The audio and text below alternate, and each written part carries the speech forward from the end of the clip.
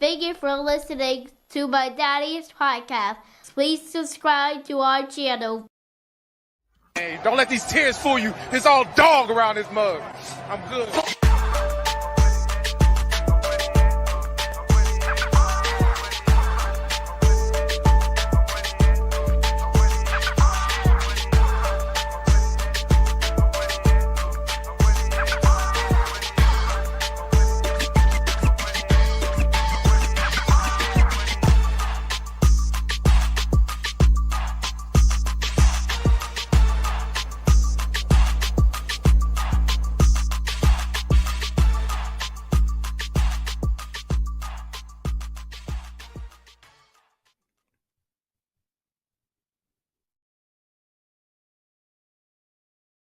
Hey, what's going on, Who Dat Nation? It is yours truly, Timothy J. Jones. And yes, I am the host of the State of the Saints podcast. And thank you so much for checking out the State of the Saints podcast, where we talk New Orleans Saints. And on this edition, we're back at it again for another day.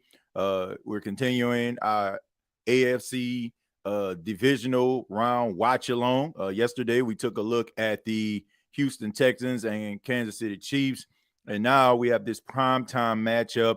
The Baltimore Ravens going to Orchard Park to take on the Buffalo Bills. The Buffalo Bills are 9-0 at home. They have not lost a game all season long.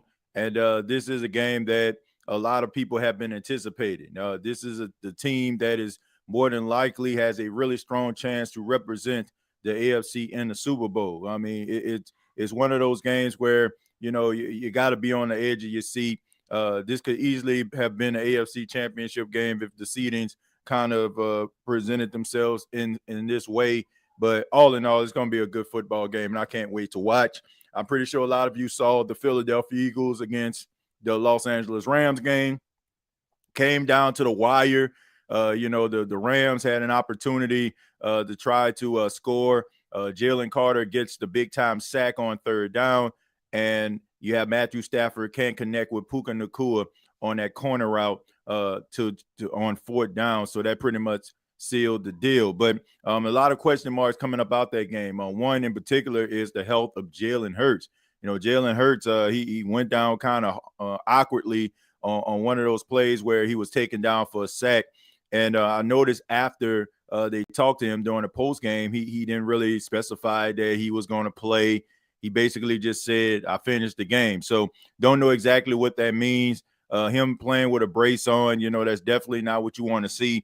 Looking at it from my viewpoint, I feel like he probably have some type of MCL strain or something like that if he can go back out there. But his status is up in the air. Jalen Hurts has been dealing with injuries all season long, dealt with concussions, dealt with other injuries as well. So going to keep that really, really close. But they advanced to the NFC Championship game. They will take on their fellow NFC East foe, the Washington Commanders, for the right to represent the NFC in the Super Bowl. And right now, these teams are trying to find their way to Kansas City. One of these teams will. Buffalo has decided to kick off. And here is the return by the Baltimore Ravens. That is Mitchell, and he ends up falling down to the ground. He gets a little bit past the 25-yard line, maybe the 27. So this is going to bring on Lamar Jackson.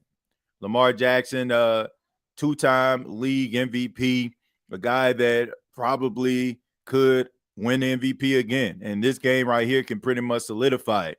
These are the two guys that are the front runners. I guess you got to throw Saquon in there too, especially the way that Saquon has been playing. But I think that most people look at this MVP award between Josh Allen and Lamar Jackson, and one of these guys can catapult themselves. Me personally, I think you need to go with Saquon, but I digress. 1st and 10, you got Lamar Jackson under center. He hands the ball off to Derrick Henry, and Derrick Henry gets past the line of scrimmage, but that's about it. Probably got like 1 or 2 yards. And that's what they're going to have to do for the rest of the game. They're going to have to neutralize Derrick Henry, but we know cold elements, keep on handing that ball off to Derrick Henry over and over again. That does not feel good. I mean, anybody knows being out in the cold and touching stuff or hitting your hand on something. I mean, it really stings. So, he can wear you down as the game goes on. But I look for them to use him quite often in this game. All right, so here we go. Hand it off to Derrick Henry again, and Derrick Henry gets a few more yards on the play. So this is going to set up a 3rd down. All right, so 3rd down, they're going to go more than likely their 3rd down back, guy who catch the ball out of backfield, probably Justice Hill or Mitchell on these plays. Thank you so much for tuning in once again to each and every one of you that are in the chat right now. Shouts out to everybody that's listening. Whether you listen on YouTube, whether you listen on social media, thank you very much for your time. This is the AFC Divisional Round between the Baltimore Ravens and the Buffalo Bills. So let's see what's going to happen on this 3rd and 8.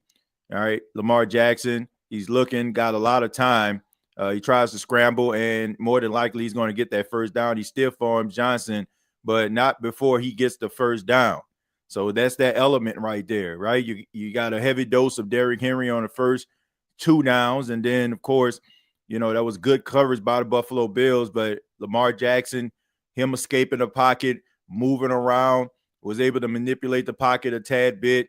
And you had Hill up front to try to provide a block, but he was able to get the 1st down. And once again, like I said, that's what Lamar Jackson can bring to the table, using his legs to be able to get those extra yards or when a play breaks down. So here we go.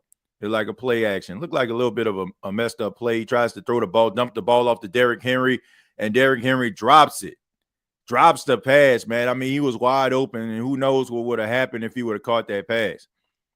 So I guess we see why Derrick Henry isn't really in the game on passing downs. I mean, look, you're wide open right there, but hey, man, that's a big brother right there, man. He's known for carrying the rock. But, I mean, you had him, man. If he would have caught that pass, he would have been gone. And, in games like this, man, as the snow starts to trickle inside of the stadium, you want to make sure that you take advantage of this, all right? So here we go. Throw a pass downfield, and that's caught by Isaiah Likely, former Coastal Carolina Shunt. And he is one of those guys that is a huge bright spot for the Baltimore Ravens, man. I mean, a really good complimentary tight end, pass catching tight end, him and Mark Andrews. So, I mean, look, I love Isaiah Likely, man. I'm a really good player right there. Good receiver.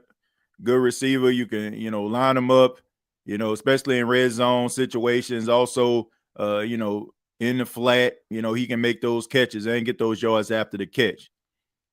And you're going to need him, especially since, Zay Flowers is not going to be playing in this game. You're going to be relying on guys like Rashad Bateman and Nelson Aguilar to make plays. And as we see Derrick Henry dragging a pile, using that power, but you got to use that tackle by committee to try to bring him down. So really good containment so far by the Buffalo Bills. It seems like they understand the assignment, but also this sets up great explosive play action plays because you got 8 in the box to try to neutralize Derrick Henry most of the time. So if they can, get some of that boot action going, there's going to be opportunities for plays down the field. So take a look at Josh Allen on the sidelines. Good long drive right here so far. Methodical drive, getting the ball down the field. All right, here we go. Lamar Jackson throws the ball. That's caught by Isaiah Likely. Likely gets past the line of scrimmage for a couple of more yards. He got about 6 or 7 on the play. And that's going to bring up another 3rd down. So this is going to be a really good game. And throughout the commercial breaks and everything like that, we'll make sure that we will be reading your comments throughout this watch along. But here we go, 3rd and 3. Lamar in the gun. He's looking. You got him in the pocket. He throws the ball down the field to a wide open Rashad Bateman, and he is in for the touchdown. So just like that, the Baltimore Ravens just marched down the field, and Rashad Bateman, who has been coming on as of late, is in for the touchdown. But I guess Buffalo, they can say they've seen this before. I mean, last week we seen the Denver Broncos just march right down the field on them on the first drive, and they got into the end zone for the touchdown. But this is a completely different beast when you talk about the Baltimore Ravens.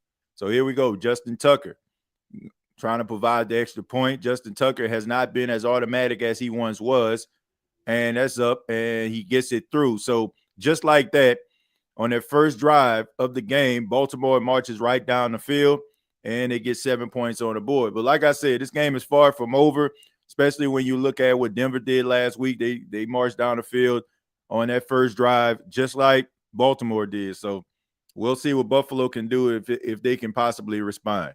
But let me go ahead and read some of your comments here. Let's see. Crazy that either Bond or Lattimore will be playing in the Superdome for the Super Bowl. Yeah, that's crazy, man. I mean, it basically just kind of comes like full circle. Look, man, I'm proud of them brothers, man, especially like Zach Bond, reading his story about, how he felt playing for the Saints, talking about how he used to pull up to his house and have tears in his eyes. He was emotional, before he got into his house almost every day, wondering what has he done wrong. I mean, the answer is he hasn't done anything wrong. It's just the fact that the New Orleans Saints just don't like change for some apparent reason. And, and they have done a really terrible job at developing these players and finding their true potential. It's unfortunate, man. I get it. Some people would say, it's because of Demario Davis, and him being out there. But look, all I say is you see teams all the time. They get these young players and, they get them involved inside of on the team. And, I just think with the New Orleans Saints, it's just that comfortability sometimes like plays a role. You got a mainstay on the team. He's the guy that everybody looks at. He's the face of the franchise, and it's hard for them to try to move on from that person. But I just think that it's a young man's game, and I just think that holding on to guys too long and basically neglecting guys' true potential or not even working with them to a point where they can actually achieve that true potential is negligence. And I think that Saints fans and I think the Saints organization need to take a look at some of the practices because it's frustrating watching these guys knowing like they're in a prime right now. So they're going to get about 3 or 4 more years of this good football, and it's going to be for somebody else when it could have been for the Saints, helping the Saints get better and us not having to worry about and wondering where's the next generation of linebackers, a pass rush is going to come from. You had it on your team and you let it go. TJ, did you listen to Mickey Loomis' end of season press conference? Yeah, Greg, I took a look at it. Didn't really say much. Didn't really instill any confidence inside of the Who Dat Nation for the most part. I think that most people like just look at it for what it is.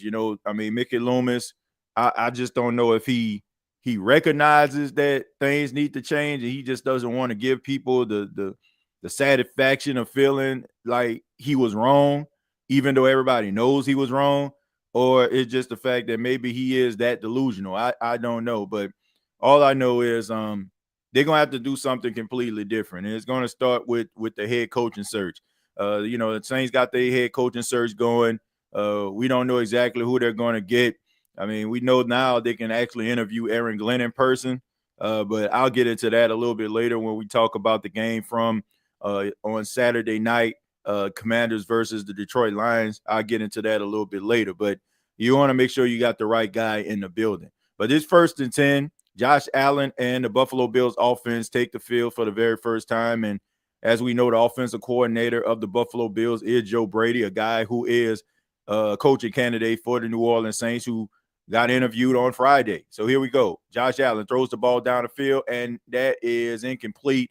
He tried to go to Hollis on the play, Mr. Fred Flintstone himself. Only time he wears shoes is when he's in the game. And it just sails right past him, man. Right past him on the play. And he's a big physical receiver, man. He's a big body receiver. Kind of got that Gabe Davis type size, but he's not Gabe Davis. But like I said, we take a look at Joe Brady. in this game. I mean, this guy could possibly be the next head coach of the New Orleans Saints. I mean, we don't know. But 2nd and 10 for the Buffalo Bills, and they tried to go deep on the very first play. This one is a handoff, and this is to James Cook, and he's immediately brought down after maybe a gain of 1 yard on the play, maybe 2. That's going to set up a 3rd down and 8. All right, so you got to be able to sustain drives. You got to be able to convert.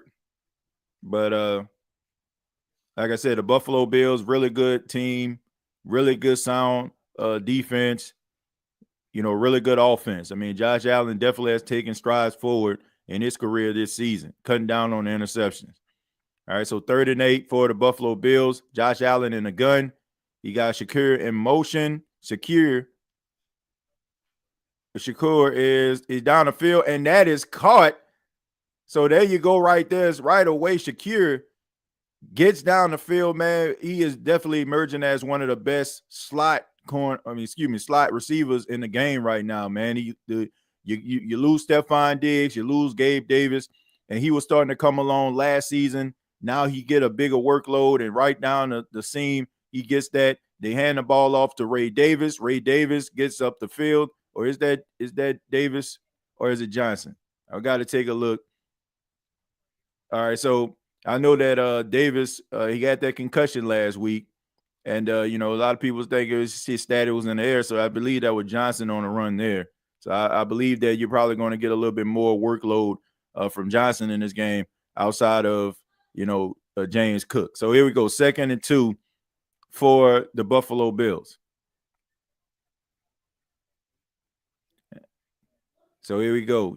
Josh Allen under center. He hands the ball off to James Cook. James Cook tries to lean forward, but he doesn't get much on the play. He probably just got back to the line of scrimmage, and that's about it. But they'll give him credit for 1 yard on the play. And like I said, this is a very talented group of individuals. We look at Kyle Hamilton. He has to be extremely excited. His Notre Dame Fighting Irish will try to win a national championship on Monday night. And he's trying to advance to the AFC championship game. He's probably hoping to himself he won't have to be able to go to that game. Hand the ball off, this pass off to Johnson. They tried to do an RPO action, and he is immediately brought down on the play. So that's going to bring up a 4th down. Really good penetration right there by Robinson and the defensive line of the Baltimore Ravens. So you have to wonder, are they going to go for it? More than likely they will. I mean, you got a quarterback that's 240, 250 pounds, man. But that is really good penetration right there by Robinson, bringing him down. That is not an easy feat right there. All right, so it's 4th and 2, and they're actually going to go for it. Question is, are they just going to try to do a hard count and call a timeout? Doesn't look like it. Snaps the ball. Josh Allen runs, tries to lean forward. He gets past the mark, and he gets a 1st down. Like I said, man, when you got Josh Allen, big 6'5", 240-pound quarterback, I mean, just having the ball, it's hard to try to bring him down, man. He's a big physical guy. Kind of reminds me a little bit, when it comes to like his running style, like a Ben Roethlisberger, man. Kind of hard to bring down, but he's a little bit faster than Ben was during his day, but he's very hard to bring down. All right, so it's 1st and 10. Really good response so far by the Buffalo Bills. Here we go. Here's a handoff to James Cook. James Cook bounces out the side, and he goes, and he breaks a tackle, and he almost gets the 1st down. Gets about 9 yards on the play. So really good cutback right there. It seemed like he was supposed to, maybe cut it on the inside. He cuts it back outside, and he gets past Marlon Humphreys, and he gets to the 3rd level. And you got Marlon Humphreys kind of pulled on the dreads a little bit, and perfectly legal. But, trying to slow him down a little bit. So this is 2nd and 2. 2nd and 2 for the Buffalo Bills. You got Josh Allen and Cook in the backfield. Shakur, he is in motion. They hand the ball off to James Cook again. He fights, and he gets the 1st down and a little bit more. So this is going to bring up 1st and goal. All right, several conversions on this drive. And, like I said, a very a very good way to respond to Baltimore. All right. I mean, letting them know, like, okay, y'all scored, but this is not going to be an easy game for you all to win. We're going to give you our best. So here we go. First and goal. You got to give credit to both offensive coordinators coming up with these first 15 scripted plays. Seem like they're working to perfection so far. All right, so here we go. Hands the ball off to James Cook again. James Cook drives forward, and he gets to about the 1 yard line. So this is going to bring up second and goal. And when you have Josh Allen and you have James Cook running the football the way that he is, you got to believe that they have a strong chance of actually scoring on this drive. Ball security is key. We seen in that last game versus Philly. We seen in that game where, ball security was not very good, especially due to the inclement weather. There's snow out here. The ground is slippery. The ball becomes slippery. So you got to make sure that, you're holding on to this football. Guys are going to be scratching and clawing to it. Here we go. Johnson gets up the middle, and that is, Ray Davis is in for the touchdown. So Ray Davis, was a question mark coming into this game, had that bad concussion, left the field, but he comes back out and he ends up scoring a touchdown on the drive, man. So great to see Ray Davis back into the game.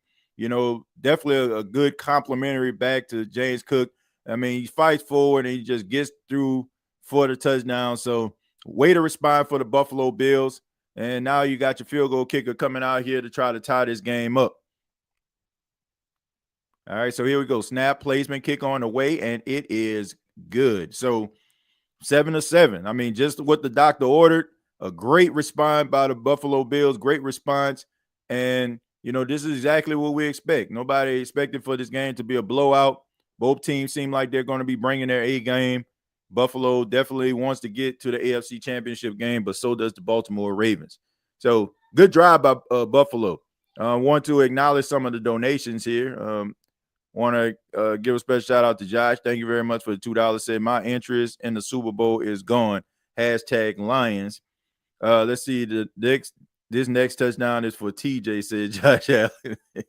Well, look, I'm just happy that we see a really good game. I'm just glad that we're going to see a really good game. I think it's going to be good, man. Last time these two teams played, Baltimore really put some foots in them boys, but I think you're going to see a much better version of Buffalo this time around.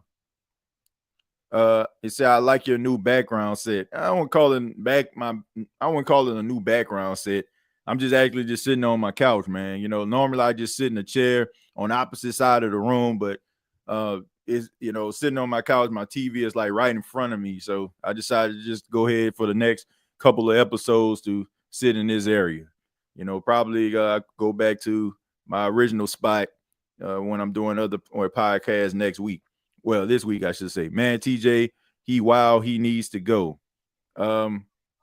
Yeah, you're talking about Mickey Loomis. Yeah, man, but he ain't going nowhere, man. TJ, how your day going, brother? Yeah, it's going good, man. I ain't really do anything today. Kind of just chilled at home. Watched the movie with my wife and son earlier, and got opportunity to watch that first playoff game, the Eagles and the Rams. And now sitting here doing this podcast, man. So let's see, TJ, how you feel about Aaron Glenn now? Man, I'll tell y'all real quick. And I want to make sure that people understand me when I say this. Some people think I'm looking at this game that happened last night and was like, man, this is the reason, I don't want Aaron Glenn. I want people to know this. It's not like Aaron Glenn is somebody that we don't know, right? It's not like people don't know what Aaron Glenn is or who Aaron Glenn is. And you had, like, if we being honest with ourselves, number one, I'm just gonna say this. I want to make this very, very clear. I'm all for minorities getting opportunities at head coaching jobs. I understand what people say when, I start talking and saying certain things, when it comes to African Americans. Yes, I do believe that African Americans should get opportunities because they can coach, right? But with that being said, I'm not in the business of just advocating for African American to be a head coach for the simple fact of him being African American. Like, That's not what it is, right? You should be qualified to do the job and be the best person for the job in order for you to get it. Now, I'm not saying that Aaron Glenn is not a coach or a good coach or won't be a good coach, but what I'm saying is, based on what I've seen, I don't think that he's a good fit for the New Orleans Saints, what they need right now. And then on top of that, I know quite a bit about Aaron Glenn. Like, this ain't my first rodeo. I watched Aaron Glenn when he was an assistant. I watched Aaron Glenn when he was the secondary coach of the Saints. And let's just keep it a buck. All this stuff about, man, I want Aaron Glenn. I want Aaron Glenn. I can go back and I can rewind shows of individuals talking about how the Saints need to fire Aaron Glenn because the secondary, they never turn their heads around, and they always, it's rather two things were going to happen. They're going to get burnt or it's going to be pass interference. And then I also look at the Detroit Lions over the last couple of years, for the exception of this year. They didn't have a respectable defense. In fact, there are several articles that have come out around the Detroit area that were asking for this dude to be fired, and that is a pick. Oh, man, interception by Rapp right there. Shouts out to Rapp, man. Oh, man, I don't know exactly what was going on with Lamar on that one. That just looked like he just kind of sailed that one. But yeah, man, like they were advocating for it. Maybe they need to go in a different direction with a defensive coordinator. Now, so all that stuff people talking about, all them injuries that he had, like, dude never really been a really good defensive coordinator. I mean, that's one of the main reasons why they lost to the 49ers in the NFC Championship game. So all I'm saying is, like, pump the brakes, right? I mean, dude gonna be a decent coach in my opinion, but I still don't feel like he's the answer. And I don't understand why people just why, you know what I'm saying? Like, people have been sharing like different clips of, you know, things that he's saying, like at a press conference. Oh, a team is not just getting a defensive coordinator, they're getting an all-around coach. Oh, you see how he talking? That's what we need. Oh, he go on a Pivot podcast and talk about you know, his coaching style, and then all of a sudden people just go crazy about it. I'm looking at, is this going to be the best fit for the team? Like rah-rah speeches and smacking guys on the behind only going to take you so far. I think what the New Orleans Saints need is somebody that's going to be able to develop players and also be able to scheme and navigate through adverse times. And I'm looking at this dude, and I'm just looking at I'm just looking at a Dennis Allen with enthusiasm right now. Like his defensive scheme is just he's Dennis Allen with enthusiasm. You know, like, you know, Dennis Allen, he was just up there, you know, looking up at the sky. You know, I mean, Aaron Glenn might smack you on the behind or something when you do something good, but I don't see a difference. Like, I feel like the Saints can go in a different direction. But like I said, man, I ain't trying to advocate for guys. Like, if you're an African-American, you good. And, you know what I'm saying, I feel like you're the right person for the job by all means. But at the same time, like, all this stuff right here, like, I want people to know this. Like, I feel like if I'm not qualified for a job, don't just give me the job for the simple fact of the way that I look. Give me the job because I'm good at what I do. And I'm just not going to play that game. I know people want me to sit up here and be okay with that, but I look at people, I don't care if they black, white, Asian, blue like Skeeter Valentine. If you're the right person for the job, I am going to say who I feel is the best person for the job, in my opinion. Will the Saints make that decision based on my opinion? No. But at the same time, like, I'm just going to call it for what it is. And what I saw last night and what I seen, you know, in a few games and what I seen last year, I'm not impressed. It's not like this guy has always been like a dominant defensive coordinator. Like I said, what I see is a guy who is Dennis Allen with more enthusiasm. So, I mean, if that's what you want, then fine, you know, but I would rather the Saints go with an offensive-minded coach, somebody like Joe Brady, somebody like Todd Monken. All right, Josh Allen, he checks the ball down. That pass is caught by Dalton Kincaid, and that's enough for a first down. But I'm looking at Joe Brady. I'm looking at Todd Monken. I'm looking at Cliff Kingsbury. You know, even though Cliff Kingsbury ain't my top choice, I ain't about to be prisoner of the moment there. All I'm saying is you might need an offensive-minded coach to try to help you and lead this football team. Aaron Glenn, I like him. You know, I think he's a really good, like, you know, person. And, you know, as far as a coach, he'll probably, you know, help guys and lift them up and stuff like that. But you need more than that, you know, to be a coach. You need somebody that's going to be able to execute, and you need somebody that's going to be able to make the best decisions game in, game out. I haven't seen anything that just stands out. So to me, if the Saints decide to go in a different direction, I'm okay with that. Man, I don't want to host the dang Eagles or Commanders at the NFC Championship game. Well, I tell you what, man, look, I got to say this, man. Look, man, the Eagle fans are some of the most annoying fans on the face of God's green earth. Like, seriously. Like, man, I ain't never seen a more obnoxious fan base in my life. Like, I don't know, man. I get that people are passionate about their football teams, but, man, just the energy that they just come with, man, it just – I get it. Like I said, you're passionate, but the passion that they have is just, to me, it's just borderline like sick. You know what I'm saying? Like sicko. You know what I'm saying? Like, you know, like I feel like you should like support your team and stuff like that. But I mean, fighting people and kicking people and getting put in jail in the name of a football team, like it's just next level sick, man. So I don't know, man. I'm rooting for the Commanders. You know, I mean, I look at certain players on the Eagles team like Zach Bourne and CJ Garner-Johnson. You know, like you can support those guys, in my opinion. But, you know, at the end of the day, I mean, I'd be lying to you if I didn't tell you that I want the Commanders to win. I'm serious, man. Like, I just feel like based on that fan base, I don't want to see the Eagles win anything. Because, I mean, that's just the most obnoxious, annoying fan base ever. Like, seriously.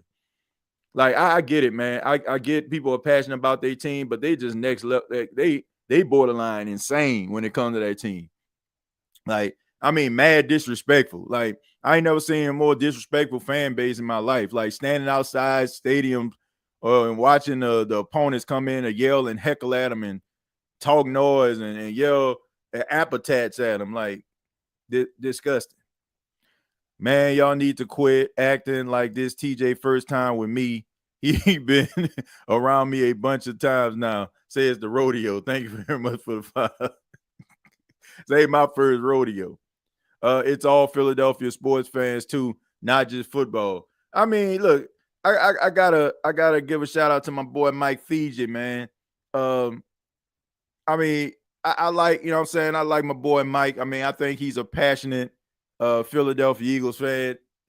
I got my boy Jay Ward. I mean, he an Eagle fan. I went to college with him, you know, but I mean, as far as like the people that's within there, they just, I don't know. That fan base just, man, obnoxious and arrogant and, you know, like I said, just mad disrespectful, man. TJ, I would like for them to hire Joe Brady. I mean, that might be the guy.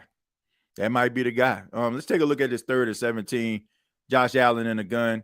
And that was a busted play. He throws the ball down the field, and that's incomplete. That play right there, that was a miscommunication right there. He was trying to check that down to running back. Running back wasn't even looking. That was a busted play right there. Yes, offensive-minded head coach for sure. TJ, I would like for them to hire Joe Brady. If the Super Bowl is Chiefs versus Eagles, the NFL can stick it. If it's Chiefs, like I'm being dead serious right now. If it's Chiefs Eagles, I'm staying at home. I'm serious. I don't care what I got. I'm not going, man. I'm not going. And then quite frankly, you know what I'm saying? Like, if this new opportunity presents itself that's about to happen, I might be at home. Shoot, I know there's not, you know, every day you get opportunity to, you know, go to the Super Bowl, but hey, man, it's not every day you get opportunities like the one that might be presented here. You know what I'm saying? To actually have something, you know, sponsored by Bleacher Report. So I don't know. I'm on the fence right now. But I'm definitely like, if it's Eagles Chiefs, I'm staying at the house. I'm definitely staying at the house. Like we can do a Super Bowl party right here, and you know I'm blessed to be able to, like, you know, get other opportunities to go to different places. But if it's that, man, I don't think I'm rolling. Let's see. And then on top of that, man, I love my wife Super Bowl parties anyway. She make the best make the best dip. You know what I'm saying? The best dip, best chicken wing.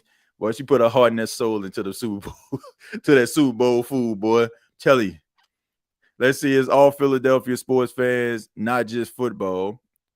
Screw CJ Gardner-Johnson. He badmouthed our fans and team. Well, look, man. I mean, to be fair,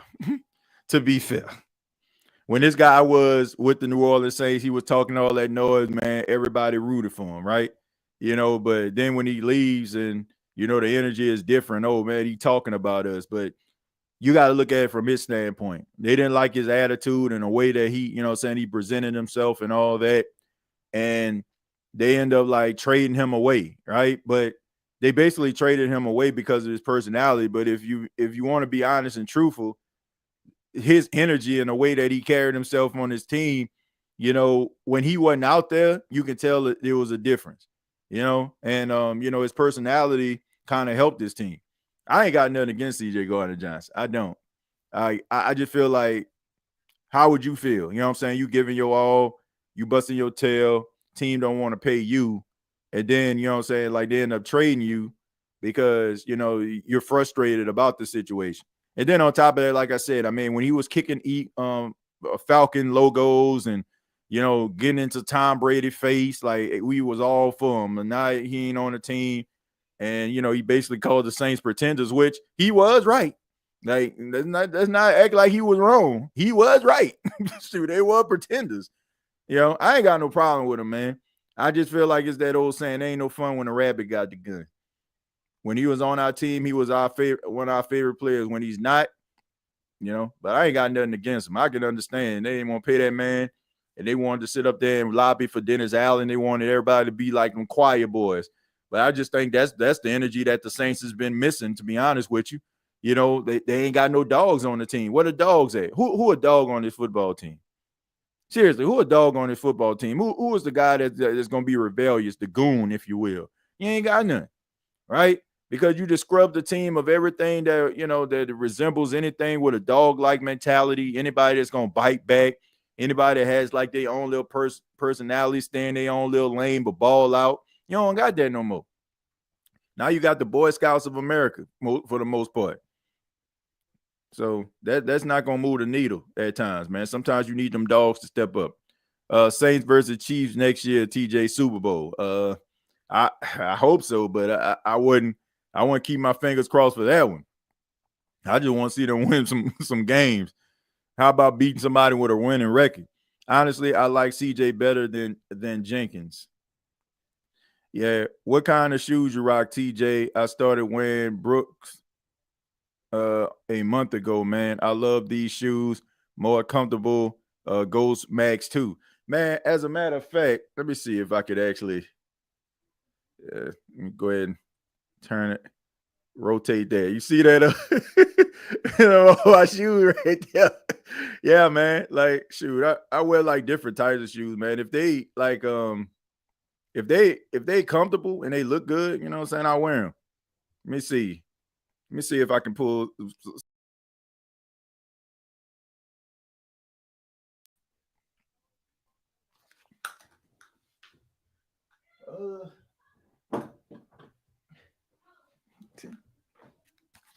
Got a few.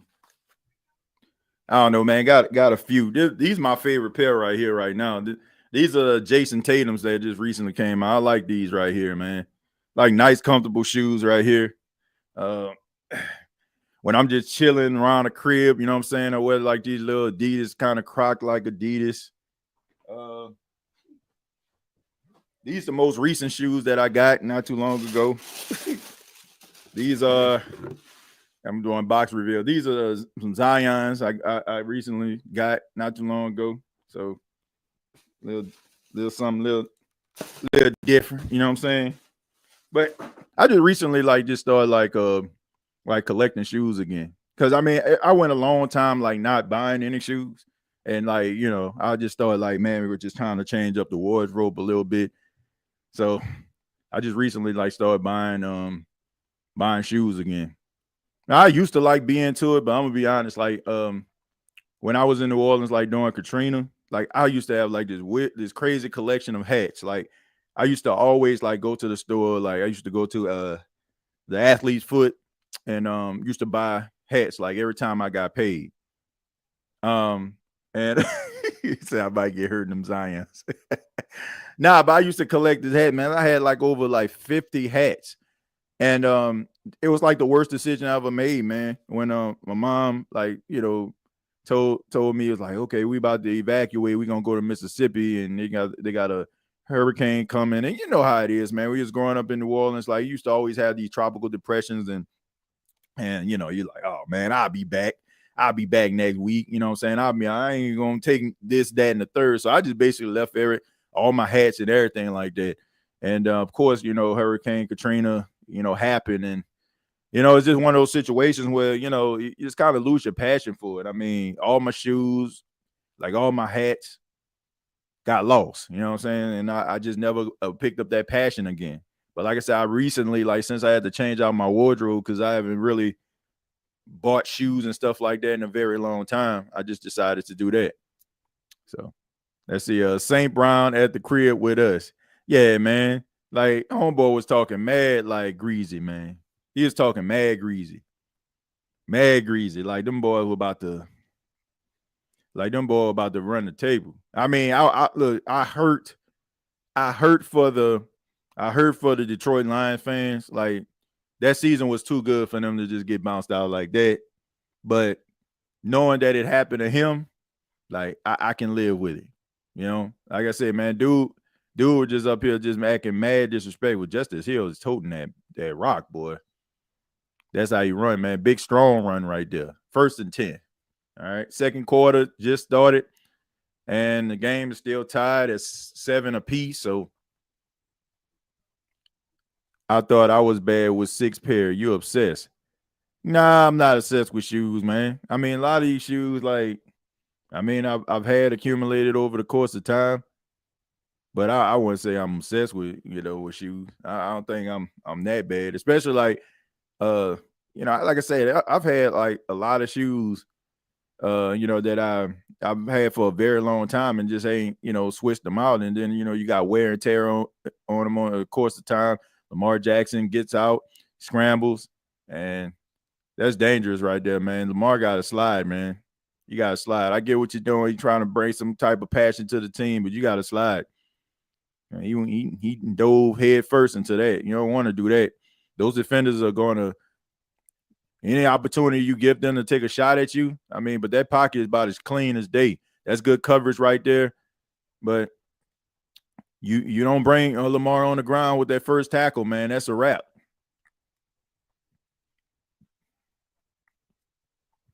It would be pretty cool if we seen Lamar Jackson versus Jaden Daniels in the Super Bowl. That would. Oh, he tripped. All right, so he tripped and he throws the ball to the ground. Gotta wonder, like, did he get the ball out in time before he fell? And let me see, is like a play, he trips. Yeah, so it looked like he tripped. Yeah, he tripped over his offensive lineman. Yeah, he tripped over his offensive lineman foot right there, man. You got to be careful. So here goes 2nd and 14. All right, 2nd and 14 for Lamar Jackson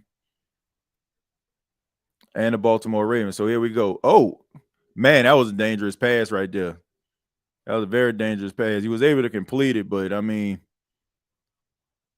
had the linebacker right there. He lucky that linebacker didn't pick that ball off. Yeah, he very lucky. All right, but good catch by Isaiah Likely, who has really been coming on as of late. Really been a really good threat since, you don't have Zay Flowers, that down the field threat. But I expect that if Baltimore wins this game, then he'll be playing next week versus Kansas City. They're going to need him in that game. Justice Hill goes back into the backfield. Now he's in motion, and Lamar Jackson looking. He throws the ball, and that pass is caught. And Miller actually getting some action. So he's able to convert. So this is a guy that you probably wouldn't have seen if Zay Flowers wasn't in the game. Yeah, so you got Justice Hill. I mean, he basically was able to take a safety away from the play, and that opens up opportunity for Miller to get down the field and convert on that third down. So here we go right here. 1st and 10.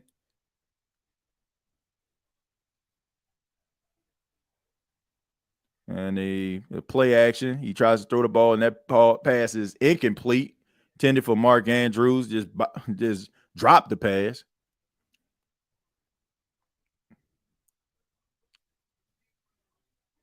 St. Brown was too cocky. I was happy that he had to go sit on the couch with us. What is the score? The score is tied at 7. Have you ever rocked any Brooks or Asics? No, I haven't, man. My main walking shoe are like Pumas or like Nike walking shoes or something like that. Like those are like shoes that I mostly rock. Just the Pumas. Here we go, a bobble pass right there. And Lamar, there's a fumble, and it's picked up. And it's picked up by Von Miller. Von Miller tried to go down the field, and oh my goodness. Lamar Jackson tries to make a play after he fumbles the football. Then he fumbles the football again. It's picked up by Von Miller and is chased down the field. So on 2 drives, you got Lamar Jackson giving away the football. That's not how you win a football game. I mean, trips. To me, it seemed like you got to live to fight another day. If this was 2013, Von Miller would have scored. If this was 2013, Von Miller would have scored. I mean, he picked up the ball and he just runs down the field with it. And good play by Justice Hill right there, man. Not giving up. Tried to get the ball back. So Von Miller, man, still out there going strong, still making plays. All right, so here we go. Johnson. Oh man, he got popped on that one. Now it's up to the Baltimore Ravens defense to keep him out of the end zone. Maybe hold him to a field goal. Let's see. Press the like button. Yeah, Stu. I appreciate if you hit that like button. Yeah, man. But like we talk about shoes. I mean, what are your favorite shoes? Like, what's your favorite pair of shoes that you own? Like, it don't have to be name brand. It don't have, as long as they comfortable to you, right? What's your favorite shoe? Like, I gotta say, man, there was this one pair of shoes that I had, man. They actually, honestly, they came from Amazon. They were a pair of black and white shoes that I had, like walking shoes. I only paid maybe like $25, $26 for them shoes. Those are some of my most comfortable shoes. And I wore them for a long time. And now, they've reached lawn cutting mode. Y'all know how it is, man. When you have a pair of shoes so long, you end up having to cut grass with them or be doing household work in them. Yeah, those are mine right there. Yeah, those Amazon shoes, they were some bold soldiers. But here we go. Here's the handoff. James Cook gets there. I mean, fighting. They still pushing. And he gets down to the 1. I mean, good penetration by the offensive line. The Baltimore Ravens, man. Now, you're so used to seeing them like being a really stingy defense, man. But to be quite honest with you, the Baltimore Ravens defense has not been what it has been in years past. Like, it has been susceptible to giving up big chunk plays.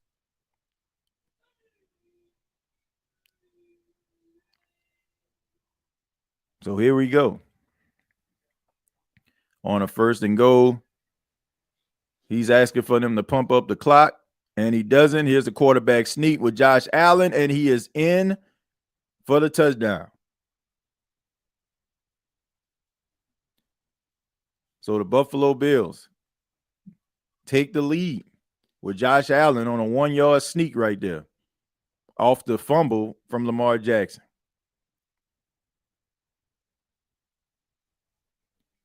Let's see. Wow, you're a fool. You're a fool. Was it me? Yeah, full minute behind. Yeah, I mean, look, I'm watching this on the Paramount Plus stream, so I'm pretty sure I am behind a few people. I think sometimes those streaming networks sometimes they be a little bit behind. See if I can actually turn it on. Let's see if I can actually turn it on regular television. Maybe I'll be on everybody else's speed. Because I know most of the time I'd be like two plays or 3 plays behind. So let me see if I can actually get this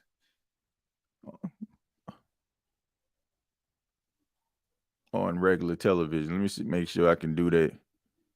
Let's see.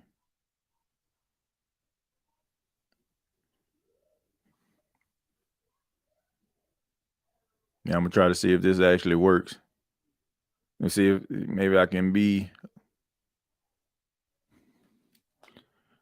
on the same page as everybody else.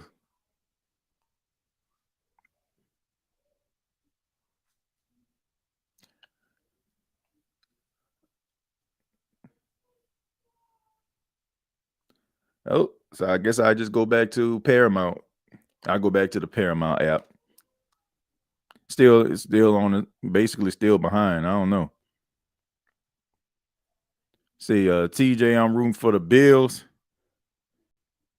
Yeah, I ain't got nothing against the Buffalo Bills, man. I ain't got nothing against them. That's Paxton's favorite football team. That's Paxton's favorite team. He liked the Buffalo Bills. All these teams that made the playoffs all have good quarterbacks. Saints need to build around a good quarterback. Yeah, I agree. You ain't going nowhere if you don't have a good quarterback. If you don't have good quarterback play, you're not going anywhere. It's that plain and simple. I think that it's not a coincidence. Like you're not going to get far if you don't have good quarterback play. Right? I think it's a good combination, good coach quarterback combination. Right? It's good coordinator quarterback combination, or it's good coach quarterback. So I don't see like you got to fix this quarterback situation. And I don't know, man. I know people talking about Cliff Kingsbury, but I don't think he gonna leave. I don't think he gonna leave. I think he might stay another year and be able to work with and work with Jaden Daniels. That's what I think. I mean, why wouldn't you? I would. I mean, why? To go somewhere, probably don't, things don't work out again, and then you're on the street again. I mean, you got a good thing going, and I'm pretty sure he's probably one of the most highest paid offensive coordinators in football. I guarantee you that. Wait, your son don't like the Saints? He likes the Saints, but they just not his favorite team. Like he watches the Saints, but I mean he likes the Buffalo Bills. And I'm not one of them dads that's gonna sit up here like you gonna like the Saints. Like, nah, you ain't gotta like the Saints because I like the Saints. I mean, you're your own individual. I don't want, I won't want that. Like if he ends up like, end up starting to like the Saints as he gets older and he starts to watch them, then fine. But he said his favorite team, the Buffalo Bills. So, I mean, I ain't about to stop him for that, Now, I draw the line. If you ever been talking about you like the Falcons, man, you can get up out of here, man. But nah, he likes the Buffalo Bills. I mean, I guess it's probably like one of the first games like we've ever watched together. Like he was on a couch and he asked who the blue team was. Of course, they had the same uniforms they had on today. And I said those are the Bills, and he liked the uniforms and he liked the little decal on the side. And every time the Bills play, he watching. Now he's not watching it right now because I'm live. But if we weren't doing this live, he'll be up in here right now watching the Buffalo Bills play. Oh, got a little some fisticuffs going right there. Even I'm a Saints fan. Have a Josh Allen jersey. Well, Dalton, you already said it, man. You said that you like Josh Allen. Look. It's okay to be fans and like other players on teams and stuff like that. And when your team not in it, I mean, I guess it's a good thing for you to cheer for a team. I mean, look, I appreciate greatness. Like, I don't care what team you play for. Like, I just appreciate greatness. All right, here's the handoff. This is the Derrick Henry right here. Yeah, he's fighting for extra yards right there. So, I mean, he gets about 6 or 7 yards. So that's the plan right there, man. I mean, you got a lot of drop passes. They're not really helping out.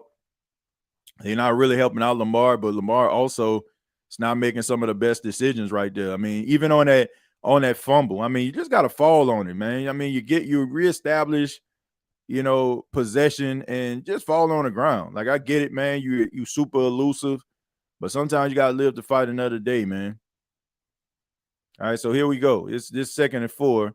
Here's the handoff to Derrick Henry up the middle. He bounces to the outside and he leans forward and gets enough for the first down.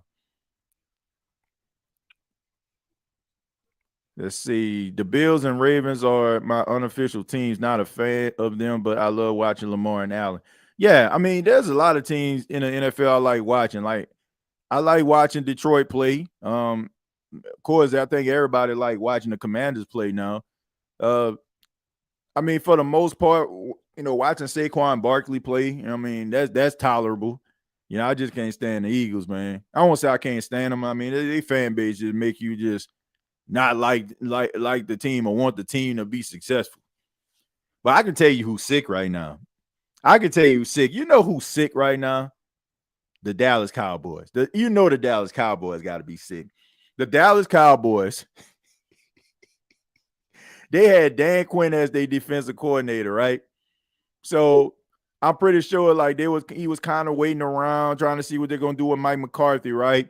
So he ends up leaving the Dallas Cowboys, going to the Washington Commanders, and instantly, he ends up finding success with Washington, taking them further than they've been, and I don't know how long. I know the Cowboys sick. And then on top of that, these are two of your division rivals who are going to the NFC Championship game, and guess what? You ain't in it. Telling you, man, like these old stale owners, all these old stale owners that they have out here, man, that just want to have their hand on stuff, don't want nobody to tell them nothing, don't want to listen to old young ideas, don't lean towards technology, don't lean towards analytics. All these coaches that's passe, they are the detriment to their organization. Jerry Jones, detriment to his organization. Right now, Mickey Loomis, detriment to the Saints organization. Woody Johnson, detriment to the Jets organization. Like these guys, oh man, you hate to see that. Rap look like his season is a wrap. He's leaving on a cart after the interception. All right, so 1st and 10. All right, Lamar Jackson looking. I know I'm 2 plays behind everybody. And that pass is caught, and that's to Rashad Bateman. So I'm about 2-3 plays behind everybody. So I see Charmaine said nice throw, so I knew it was coming. All right, Rasul Douglas. But, that's the thing, man. Being out there in the snow, it is extremely tough for those cornerbacks to be backpedaling and going up against some of these receivers, man. It is definitely an advantage in these type of weather conditions for a wide receiver over a corner. Josh says, I like watching the Bears and Jags amazing offenses. I mean, I think the Bears, they got some work to do. The Jaguars, I haven't really been familiar with what they're actually doing. D-Wright says, I can appreciate good football. I can too. Like, I don't care, man. As long as the team is out there fighting, they giving, they competitive, they trying to do something out there, then I support it. Especially like since I can't remember last time we seen some good Saints football. Like, when the last time y'all seen some good Saints football? It's been a minute. So watching teams like successfully execute plays, when you just watch, basically a clown show almost week after week, watching the USFL every single week, watching guys from the XFL try to catch passes on seam routes, like, I can appreciate teams like the Buffalo Bills and the Baltimore Ravens who execute very well for the most part. That was a smart play by Lamar. I mean, you fall down on the ground, live to fight another day. That's how you do it. Jerry Jones won yes men as a coach. Yep, and he wants to control the team. And I hate to say it, and I hope it's a long time from now because I ain't trying to see nobody just, expire like that. But I don't think they're gonna find success until he dies. And I know that sounds cruel, but I mean that in the most positive way. That pass is incomplete, man. That pass is incomplete, but that's gonna bring up a Justin Tucker field goal. But all I'm saying is like they not gonna find success until this dude dies. And I hope that's not the case for the Saints. Where, like Mickey Loomis holds this team hostage. But, a lot of people feel like what Mickey wants to do is he wants to put the team in some better shape than it's in right now. And then maybe he'll end up retiring. All right. So Justin Tucker knocks it through right there. Yeah, I don't know. Do you think Gail Benson will ever sell the team? I don't think so. I don't think she's gonna sell a team. I think she needs to have a conversation with Mickey Loomis, though. Lamar will readjust and come back and win. I don't know, Charmaine. I hope so. Let's say I hope so. I ain't got no dog in the fight, but I mean he does struggle in the postseason. He does struggle in the postseason, man. TJ is going to be minus 35 by me tonight, man. God, dog. There's supposed to be some snow in the forecast on Tuesday here in Myrtle Beach. But I mean, y'all send me y'all questions pertaining to like the Saints, pertaining to this game. We're very interactive for those that are watching this right now. And I ask that you hit the like button. Please hit the like button if you enjoy the State of the Saints podcast. TJ, you drinking a beer? No, I'm not drinking a beer, man. This is Alani, energy drink that I had. It's something new that I seen at the store.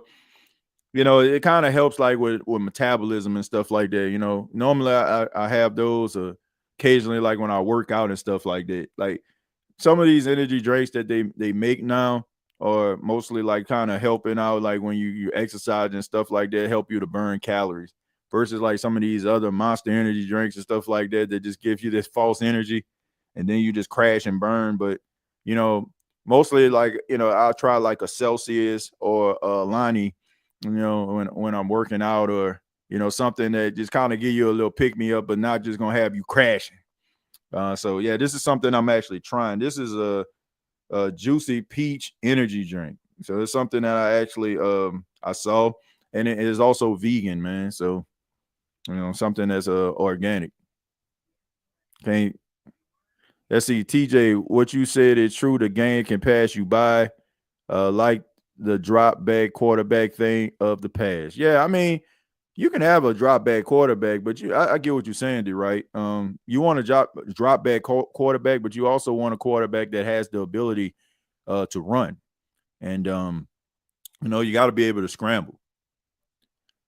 Cool Sports Rhyme, thank you very much for the $4.99. Says, what you think about head coach Joe Brady and quarterback Spencer Rattler, Justin Fields, or Jalen Miro?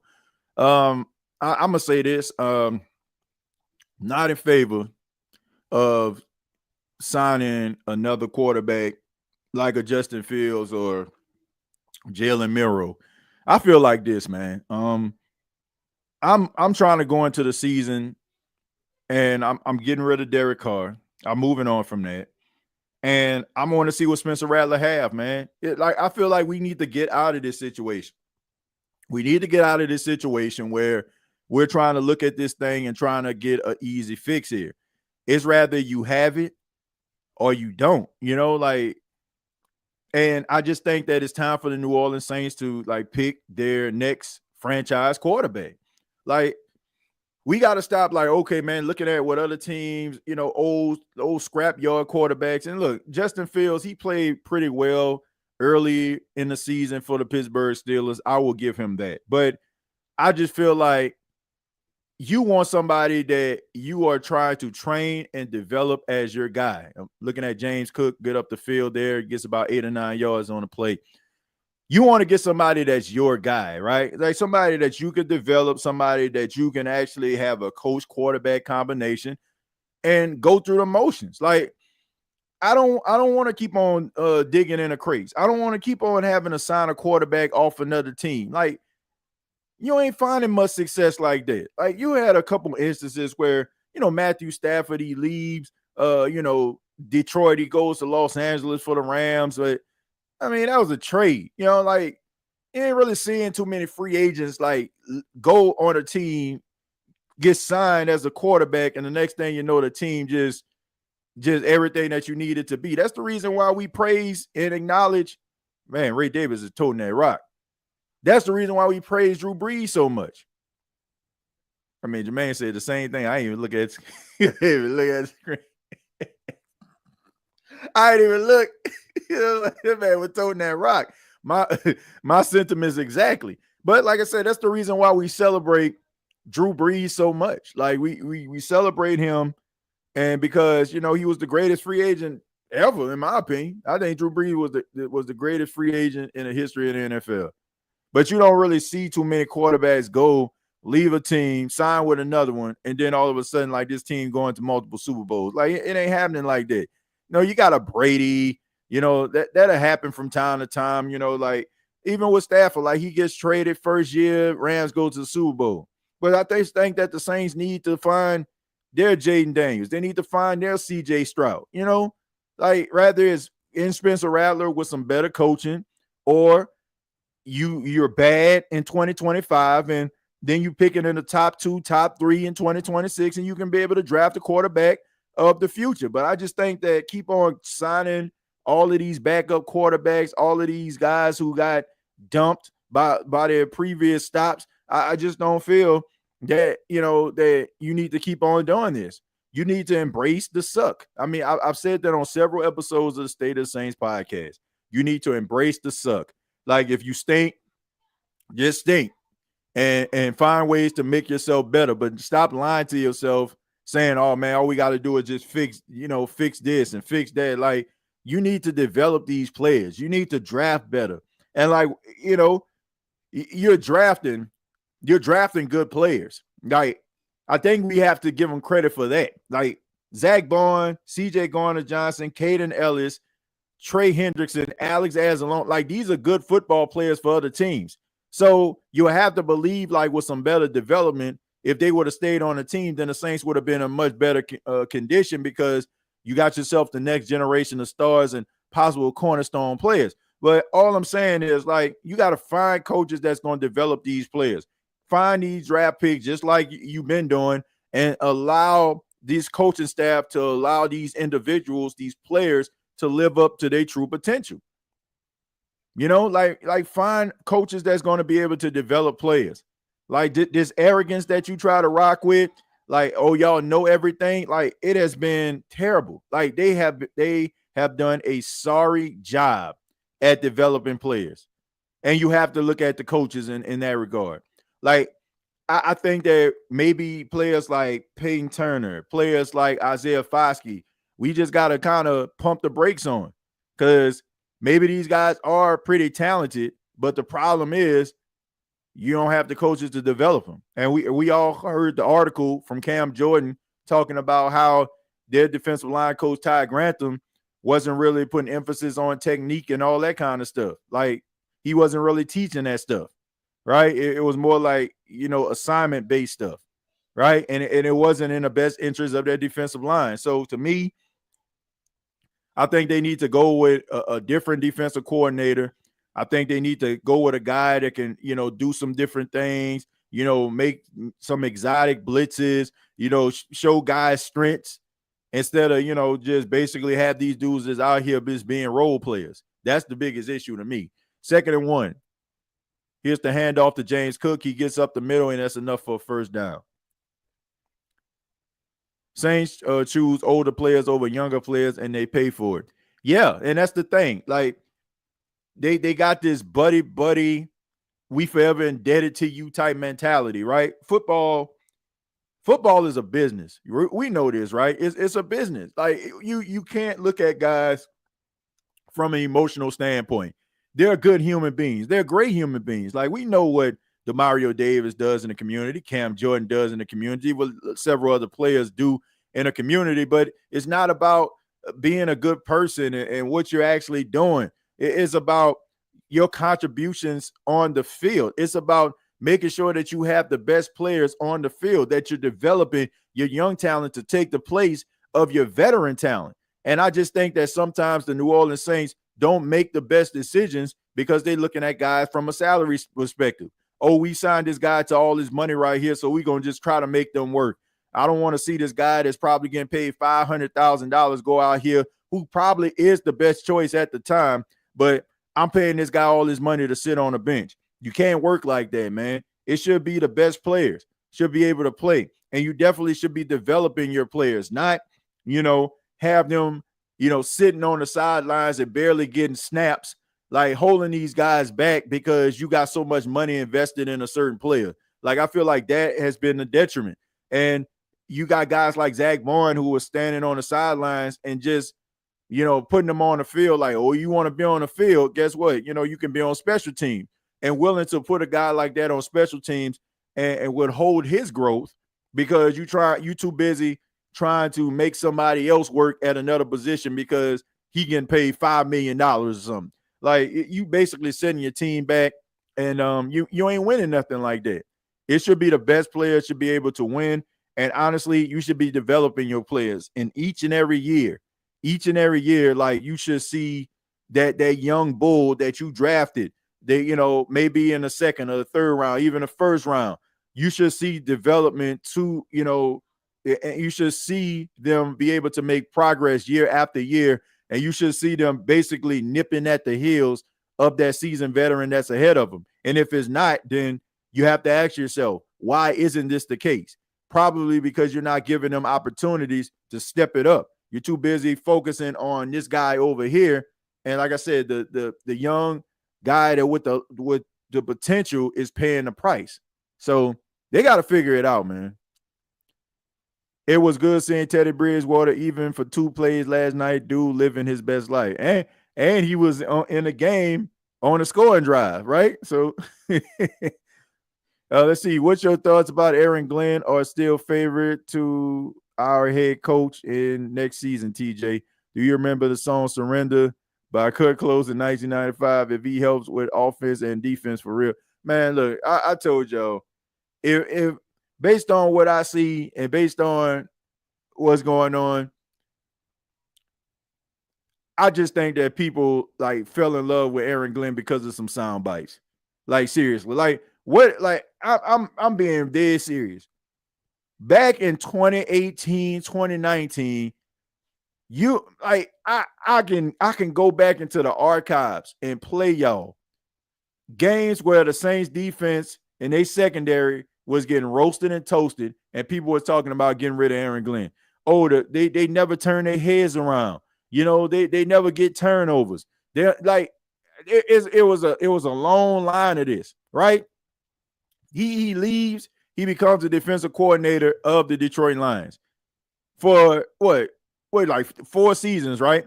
I'm telling you, at least for the exception of this last season, Detroit Lion fans was saying that this dude needs to go. I'm telling y'all, like, I was making sure that I wasn't tripping. I seen in the archives several articles about Aaron Glenn's defensive performances or lack thereof, and people are asking, is Aaron Glenn on a hot seat? Should they move on from Aaron Glenn? He has 1 year of a respectable defense. And now all of a sudden, everybody making it seem like he just this highly touted guy that could just turn a team around. Like, where's the proof? Like, where is the proof of that? Like, 1 year of good defensive performances as a coordinator, and now all of a sudden, everybody just sitting up here making it seem like if the Saints roll with him, fine. I ain't got no choice, but he wouldn't be my first choice. I mean, I give you that. He wouldn't be my first choice. Like, based on like what I seen, nah. And I'm not just talking about the game for the Commanders. I'm talking about throughout the course of the season. Like, my decisions and my thoughts aren't just based on one particular game. Like, I think the dude can coach somewhere, but at the end of the day, I just think what the Saints need right now, I don't know if he can be able to give it to him. And like I said, rah-rah speeches only can get you so far. I haven't seen it. Like, I haven't seen it. So I'm not sitting up here lobbying for this dude like as a first choice. Me personally, I feel like the Saints need to go offense this time around.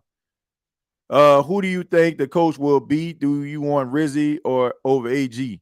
Honestly, I don't want either one of them.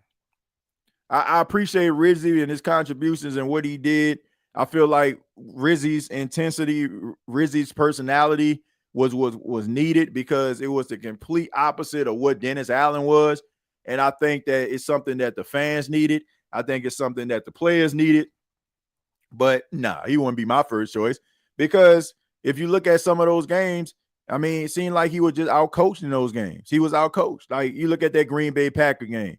You look at some of those other games down the stretch. Like, you was getting out-coached, man. So maybe you can get together and put together a team that looks like something, that is something, but then you have to deal with the fact of losing coordinators every single year if the Saints end up being good. And you have to replace them and every single year. So, if you get yourself an offensive coach, then guess what? You're going to have a good offense the entire time, right? Like, you're going to have a really good offense because that offensive-minded coach is going to be the main one calling plays more than likely. Now, you'll probably have to switch up defensive coordinators if your defense is good, but I think that you would rather want to switch up a defensive coach than an offensive coach. So, to me, I would want to go offense this time around.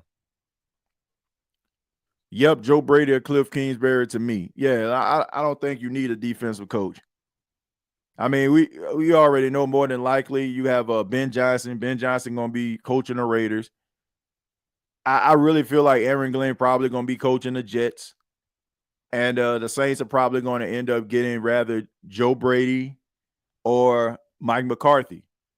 And like I said, I don't understand why nobody want to hit up Todd Monken like that. I mean, if I'm the New Orleans Saints, like I'm calling up Todd Monken. I know he's older than those other guys. As Josh Allen runs into the end zone again on his second consecutive rushing touchdown in the red zone. So right now the Buffalo Bills are looking like they serious, man. And your boy Joe Brady looking like he know what he doing out there. So but yeah, man, I definitely would call up Todd Monken though. I know that, like I said, people look at his age. He's I think he's like in his mid to late 50s. So they probably look at him, as a guy that you probably can't really build a team with, but I would call him up. So, man, look, I mean, the Baltimore Ravens down 21-10. TJ Watt Saints didn't interview Bobby Slowick for the head coaching job. I mean, it could be because sometimes these coaches, you got to look at it this way, Dalton. Sometimes these coaches and these front office people, sometimes those these head coaching people like front office folks, they know that a coach ain't interested. Like, if you notice, the Saints didn't request the interview for Ben Johnson, probably because they probably heard that he wasn't interested in coaching the Saints. You know what I'm saying? Like, so instead of basically putting it out there like they did an interview request and then they get denied, I guess to make them look shamefaced, so to speak, they decide just not to do it. So maybe he just wasn't interested in the Saints head coaching job.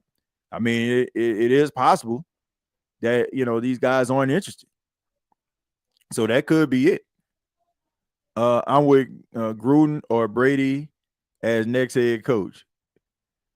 Yeah, I mean, look, I think that probably I look at it this way, man.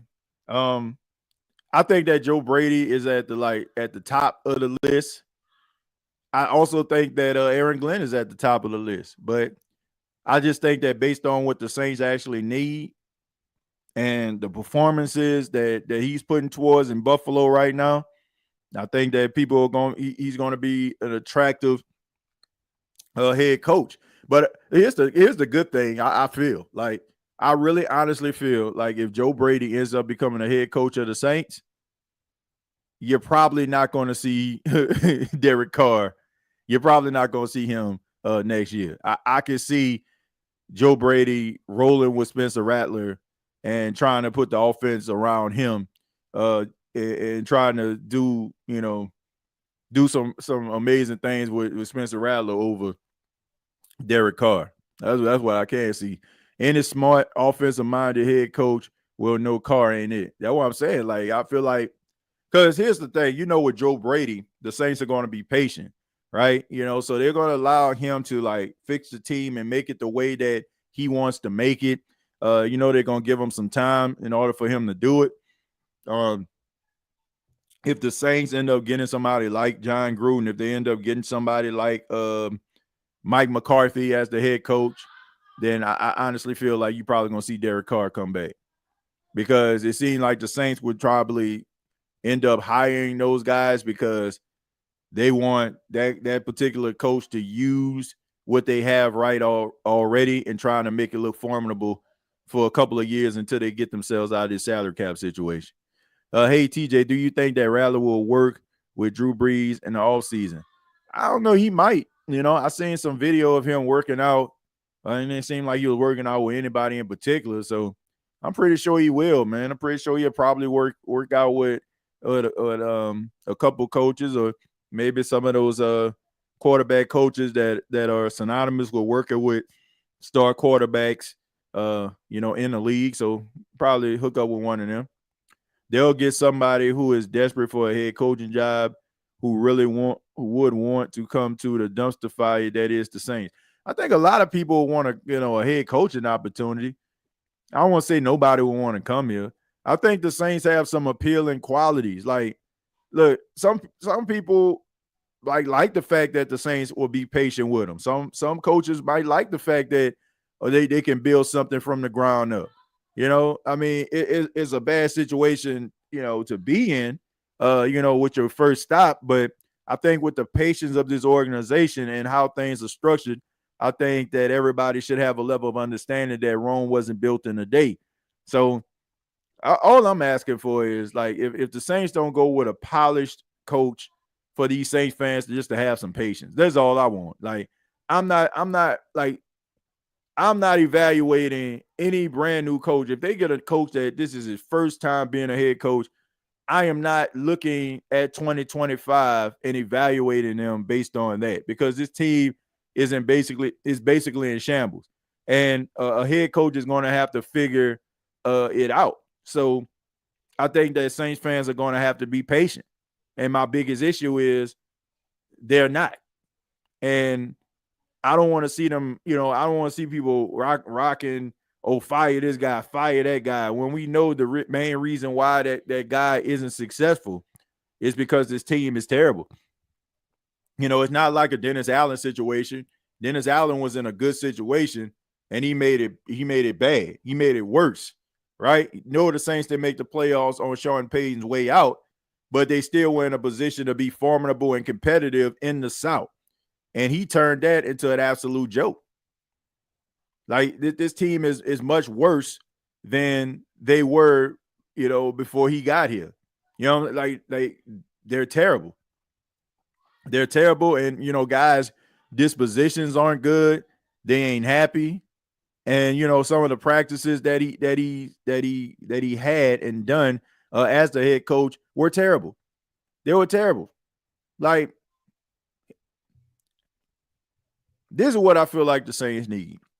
The Saints need a coach that is going to embrace technology, going to embrace like the modern way of coaching. Like, Dennis Allen, to me, really probably didn't look at analytics.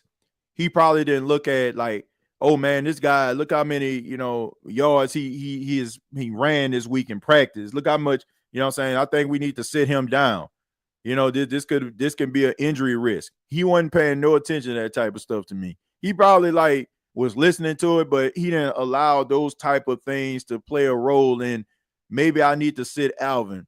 Maybe I just need to back off a little bit in practice. Maybe I just need to get these guys prepared. It wasn't none of that.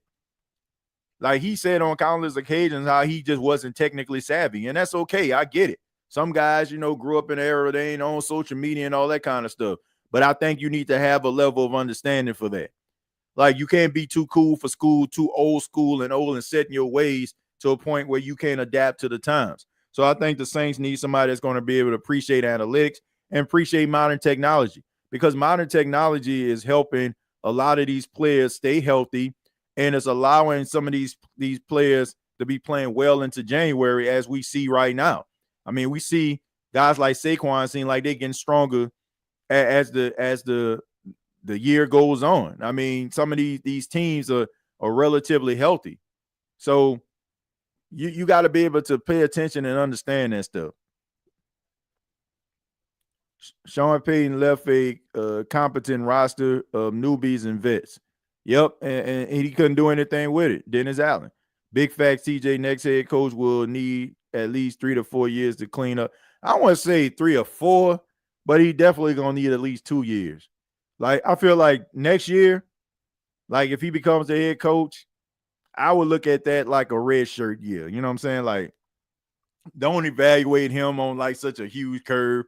Now, if he exceeds expectations, you know, like I think that we all can agree, like, okay, man, the Saints got something there. But if that doesn't happen, then I'm not sitting up here like, get this bum up out my face. But we looking at year 2. I want to see progress from year 1, right?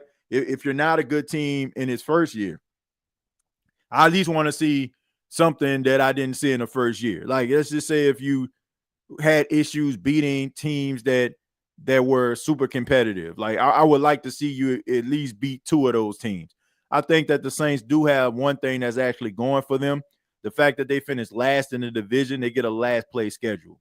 So if you can get your team looking like something that's pretty much formidable, you know, playing a last place schedule might be able to help you out just a little bit. But as we know, teams get better every single year, so that stuff don't really matters that much.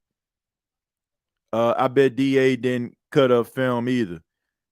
No, if he cut, like I just feel like, man, it was a lot of things that weren't going on. DA was too busy consoling Carr's ego alone with his. Yeah. I mean, even when he was talking about saying that he don't feel like he was a failure, he feel like I just wasn't what the team wanted. Nah, bro, you was a failure. You was a failure with the Raiders. You was a failure with the Saints. You're a good coordinator, but you're a terrible head coach. And you just got to call a spade a spade. Like, nobody wants to feel like they're not good enough. Nobody wants to feel like they ain't got what it takes. But guess what? Everybody can see that you don't have what it takes. And you're embarrassing yourself. You're embarrassing yourself. You're embarrassing yourself. You're embarrassing, you know, yourself, and the organization, because everybody knows that. And that's the reason, to me, in all honesty, that's the reason why the New Orleans Saints weren't going to go anywhere, because guys could even look at themselves in the mirror and be honest with themselves. Not one time did I see Dennis Allen go to the podium and say, this on me. It was always, oh, the offense didn't do this, the coaching staff didn't do that. You know, I looked at Dan Campbell press conference on Saturday night after the loss. I mean, he was dejected and hurt, of course, but he was like, man, all this was on me. He put it on his shoulders, right? Because that's what good head coaches do. That's what good leaders do. They don't look for scapegoats and ways out and trying to find ways for them to keep a job by blaming somebody else so everybody won't be looking at them. To me, that was the recipe for disaster. To me, that really showed that he wasn't a leader in my book, because a real leader, I don't care if it ain't your fault. You still gonna take the blame. I didn't see him ever really take any type of blame. And like I said, even when he was talking to Jay Glazer, he was making it seem like, oh, it was just the Saints making a mistake. They didn't know what they had with me. I guess the Raiders didn't know, and the Saints didn't know, and nobody gonna end up knowing, because quite frankly, I don't think he's ever going to get another head coaching job again. I don't think anybody is going to make that type of mistake in hiring Dennis Allen as their head coach again. That was it for him. That was it. Like he turned the team into shambles. I mean, a terrible winning percentage, losing seven consecutive games. And you can say, oh, we missing this, we missing that. But if you actually knew what you was doing and those players actually respected you to a point where they wanted to run through a wall for you, I don't think you would have lost 7 consecutive games. But that's where you're at. He's just not a good head coach. Even Sean Payton took accountability for his slip-ups. Yeah, we would hear that all the time. He was like, his famous quote was, it's rather we going to fix this or we going to have to find some people that can. But this one's on me. You know, it's on me to make sure that I'm putting my team in the right position to succeed. Never heard that. Never heard that from Dennis Allen at all. It was always somebody else's fault. Oh, the running backs weren't running. Kendre Miller, he ain't what we need him to be. Like he was just a terrible head coach. And quite frankly, man, he showed himself. In that final game of the season against the Atlanta Falcons, even though it was wrong, he should have chewed out those players behind the scene. Like, man, we don't want to do that. But behind the camera, like, you know what I'm saying? Like, well, in front of the camera, you should be sitting up there like, man, I run with my team, I support my team. But he ain't do that. I mean, going out there apologizing to Arthur Smith and the Atlanta Falcons, throwing your players under the bus, throwing Jameis Winston under the bus, Jamal Williams under the bus. Right, for what? I mean, for a coach that got fired like 5 hours later? That to me, like that was the breaking point right there. Like, I think a lot of those players, they said it. They thought like Mickey Loomis was going to come into the locker room or, come there the next day and say that they're going to move on from Dennis Allen. But instead, he went out there and just tripled down on Dennis Allen and said, y'all going to get in line or you're just going to have to move on. Like, threatening the players. Like, saying, oh, it ain't Dennis' fault, it's y'all fault. Y'all got to listen to what he got to say. Like, Dennis Allen wasn't good enough for anybody to try to step up and try to, lean on a sword for him. For what? It wasn't good. All right, but I'll be back in a second, folks. I'll be back in a second.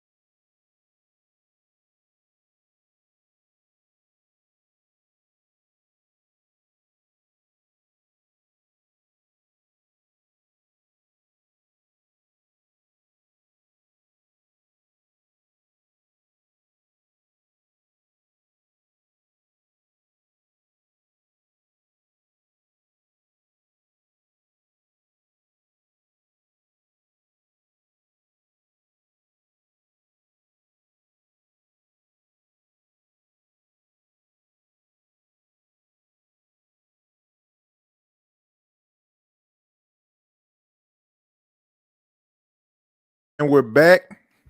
Start of the second half. Buffalo Bills have a lead right now, 21-10. And the Baltimore Ravens are going to have to figure this thing out. All right, Ray Davis comes out of the end zone, breaks one tackle. So gets past the 20, about the 26 or 27-yard line. So, man, we got to see, man. I mean, the Baltimore Ravens always look good in the regular season, but in this postseason, man, they got to be able to get over this hump. All right, so let's see if they can make some of these halftime adjustments. I was so mad I could have chewed slag and spit bullets. Fear for the Ravens. That never said right with me. That apology cost him with the players from then on. Yeah, I agree. Like the players thought that he was going to get fired. All right, here's a handoff, James Cook. And James Cook, even though he's been running pretty hard, he's been a non-factor in this game, and mostly been Ray Davis, who's been getting the majority of the big runs. Like I said, we take a look at Joe Brady. Like I said, this could be his last go round with the Buffalo Bills. If he can get the Buffalo Bills and help them get to the Super Bowl, I can tell you this, man. He definitely going to be highly sought out. And I still don't think that is over. I still think that you still got to look at Cliff Kingsbury, who, I think it was a good idea. He wants to put all his focus on trying to get the Commanders over this hump. So he hasn't really been taking any type of interviews. He said he's going to put that on hold until after the season. And I think with that, because he's saying that, it's probably going to make other teams maybe one, wait for him, or number two, be like, man, let's just go ahead. We're going to go in a different direction. I'd even take Dak Prescott over Derek Carr if the Cowboys' new head coach don't want him, but the money might be too funny to trade him. Yeah, look, man, I think that Dak Prescott ain't going nowhere. Dak ain't going nowhere, man. All right, so Josh Allen, oh man, he tries to throw it away, and is that grounded? Now he was out of the tackle box. Bills finally got running game since Shady. I mean, they've been running the ball quite a bit though. I mean, when they had Devin Singletary, they were still good. I think James Cook, I think he just brings a completely different element to it. And also they had to fix that offensive line, man. I mean, they got two guards on the offensive line to kind of help out Josh Allen because he was basically running for his life the first couple of years of his career. So they fixed that offensive line. They got three complimentary backs, and I think it kind of served the purpose on that, helping them out. So let's see Martin. Martin hasn't really got a lot of action today. So here he goes with the punt. Let's see. Nice punt right there. All right, this will be returned. All right, so making somebody miss, he slips, and gives a few yards on there. Good play by Sims. That's why Mickey needs to go. I was hoping he would announce he was stepping down as GM at the press conference. That wasn't happening. I just think that people, we just got to get that out of our minds, man. We got to get that out of our minds that dude is going anywhere he's not. Like they not getting rid of this dude. Like this this dude is a made man, as they say. Right? I mean, y'all watch the mob movies, right? When they have made men, you know what I'm saying? They can't be touched. Teflon, if you will. Like that's what they are. They some made men. There ain't nobody touching them. They can go and fumble. They can fumble all over the place. And guess what? They're gonna be right back there next year to screw up again. Bills did have Zach Moss. Yeah, Zach Moss was good. Of course, he was, good with the Colts. Really good complimentary guy with with Jonathan Taylor out there with Indianapolis, But yeah, I think that Ray Davis, I think that he pretty much solidified himself as that number 2 back, though. If we have to get it out of our minds, TJ, we got to get winning consistently out of our minds too. Yeah, I mean, you gotta understand that it's going to get ugly before it gets beautiful. I keep saying that because it's just the truth. I think Saints fans have this. I think they have this understanding. Let me slide this over so I can actually see the TV. All right. But yeah, they got you got to have this level of understanding where, you got to understand that things could possibly get ugly. And I don't think that Saints fans want that. But in order for the Saints to fix this issue, they're going to have to, kind of go through the motions. But I think that will help if you draft better, like have a really good draft and get some coaches that can develop players. Like I think that is something that's missing. Like whoever the Saints coaching staff is, like I want the head coach to be able to put together a staff that has a reputation for developing players. Like that's why, like one of the main reasons I wouldn't be mad if the Saints roll with a veteran coach, because I know for a fact that a veteran coach will know how to put together a staff that could develop players. Like if it's one thing just being a name and maybe coming up with some offensive philosophies, and like that's cool and all, but if we're not talking about player development, I just think that you're wasting your time. I just think that you're wasting your time and everybody else's time. So that's what I'm saying. Like it's deeper than just, oh man, who the head coach gonna be? Oh yeah, look at him, man. Man, that's a real good head coach. Man, you seen how he looked in his suit on the first day? Man, you seen how he walked to the plane with them Cartiers on? Oh, he had Jordans on his feet. Like, man, that stuff ain't helping you, man. That stuff ain't going. That stuff don't equate to no winning. Your shoe game, I can care less. Like you can walk out there with some, with some New Balance on, some ASIC Jordans. I don't care. Like, can you put together a winning formula? Can you bring in some coaches that can develop players? If you can't do that, then what are we talking about? Third down for the Baltimore Ravens, 3rd and 5. You definitely have to feel like they have to convert this, man. They got to get something going. They got to get something going. All right, on this 3rd and 5, they got to make something happen, because right now it just seems like they kind of stuck. All right, so we got Isaiah Likely in motion. All right, let's see what they got. Got to get the ball off, and it snap, and he looks, and he tries to throw it, and that pass is complete to Mark Andrews, and Mark Andrews fights, gets the first down and more, and gets out of bounds. So definitely needed that if you're the Baltimore Ravens. Dang, man, I'm in the captain's boy got on their team. Seems like everybody I see got a captain patch on. Man, that's a physical play by Mark Andrews, man. He just knocks the defender down to the ground and says, man, I just want this more than you. Here we go, Justice Hill. Breaks to the outside. Justice Hill making people miss. It's something today, man. These backup running backs have answered the bell. I mean, Justice Hill seems like he's running better than Derrick Henry, and you got Ray Davis like he's running better than James Cook. So,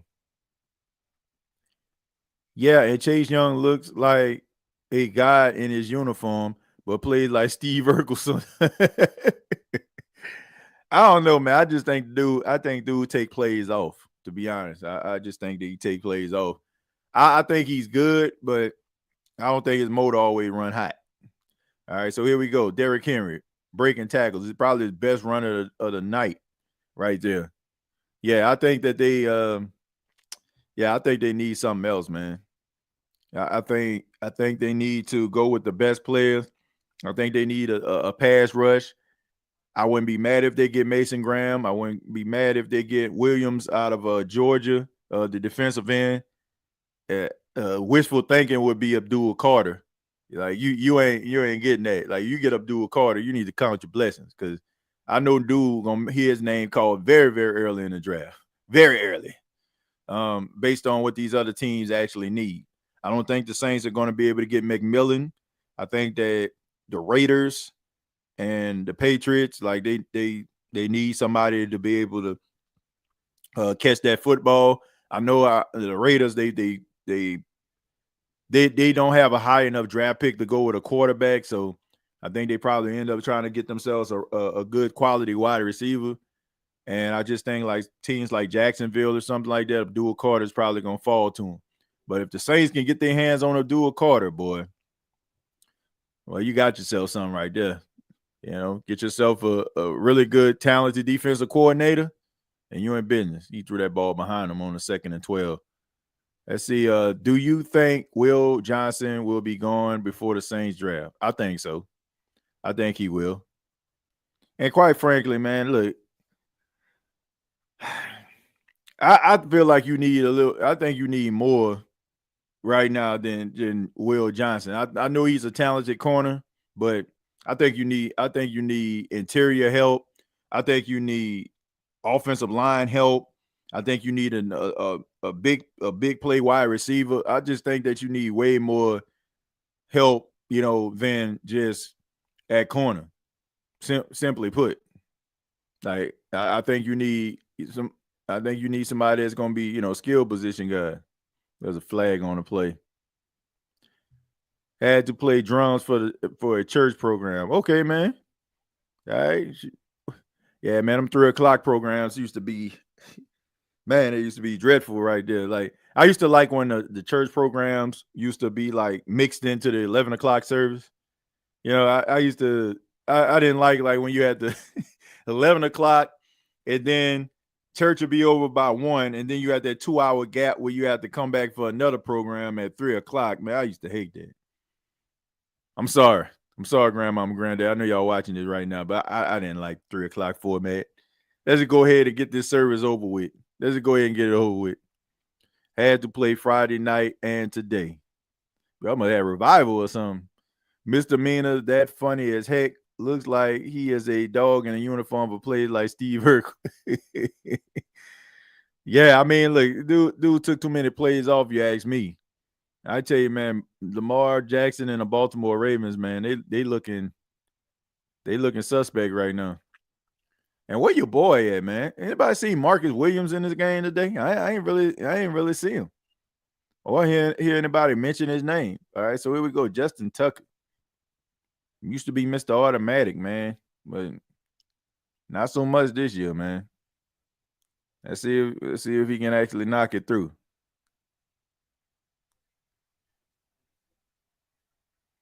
It's up, and you got that. I'll never forget when the Saints played the Baltimore Ravens. I think that was Lamar Jackson's rookie year back in 2018.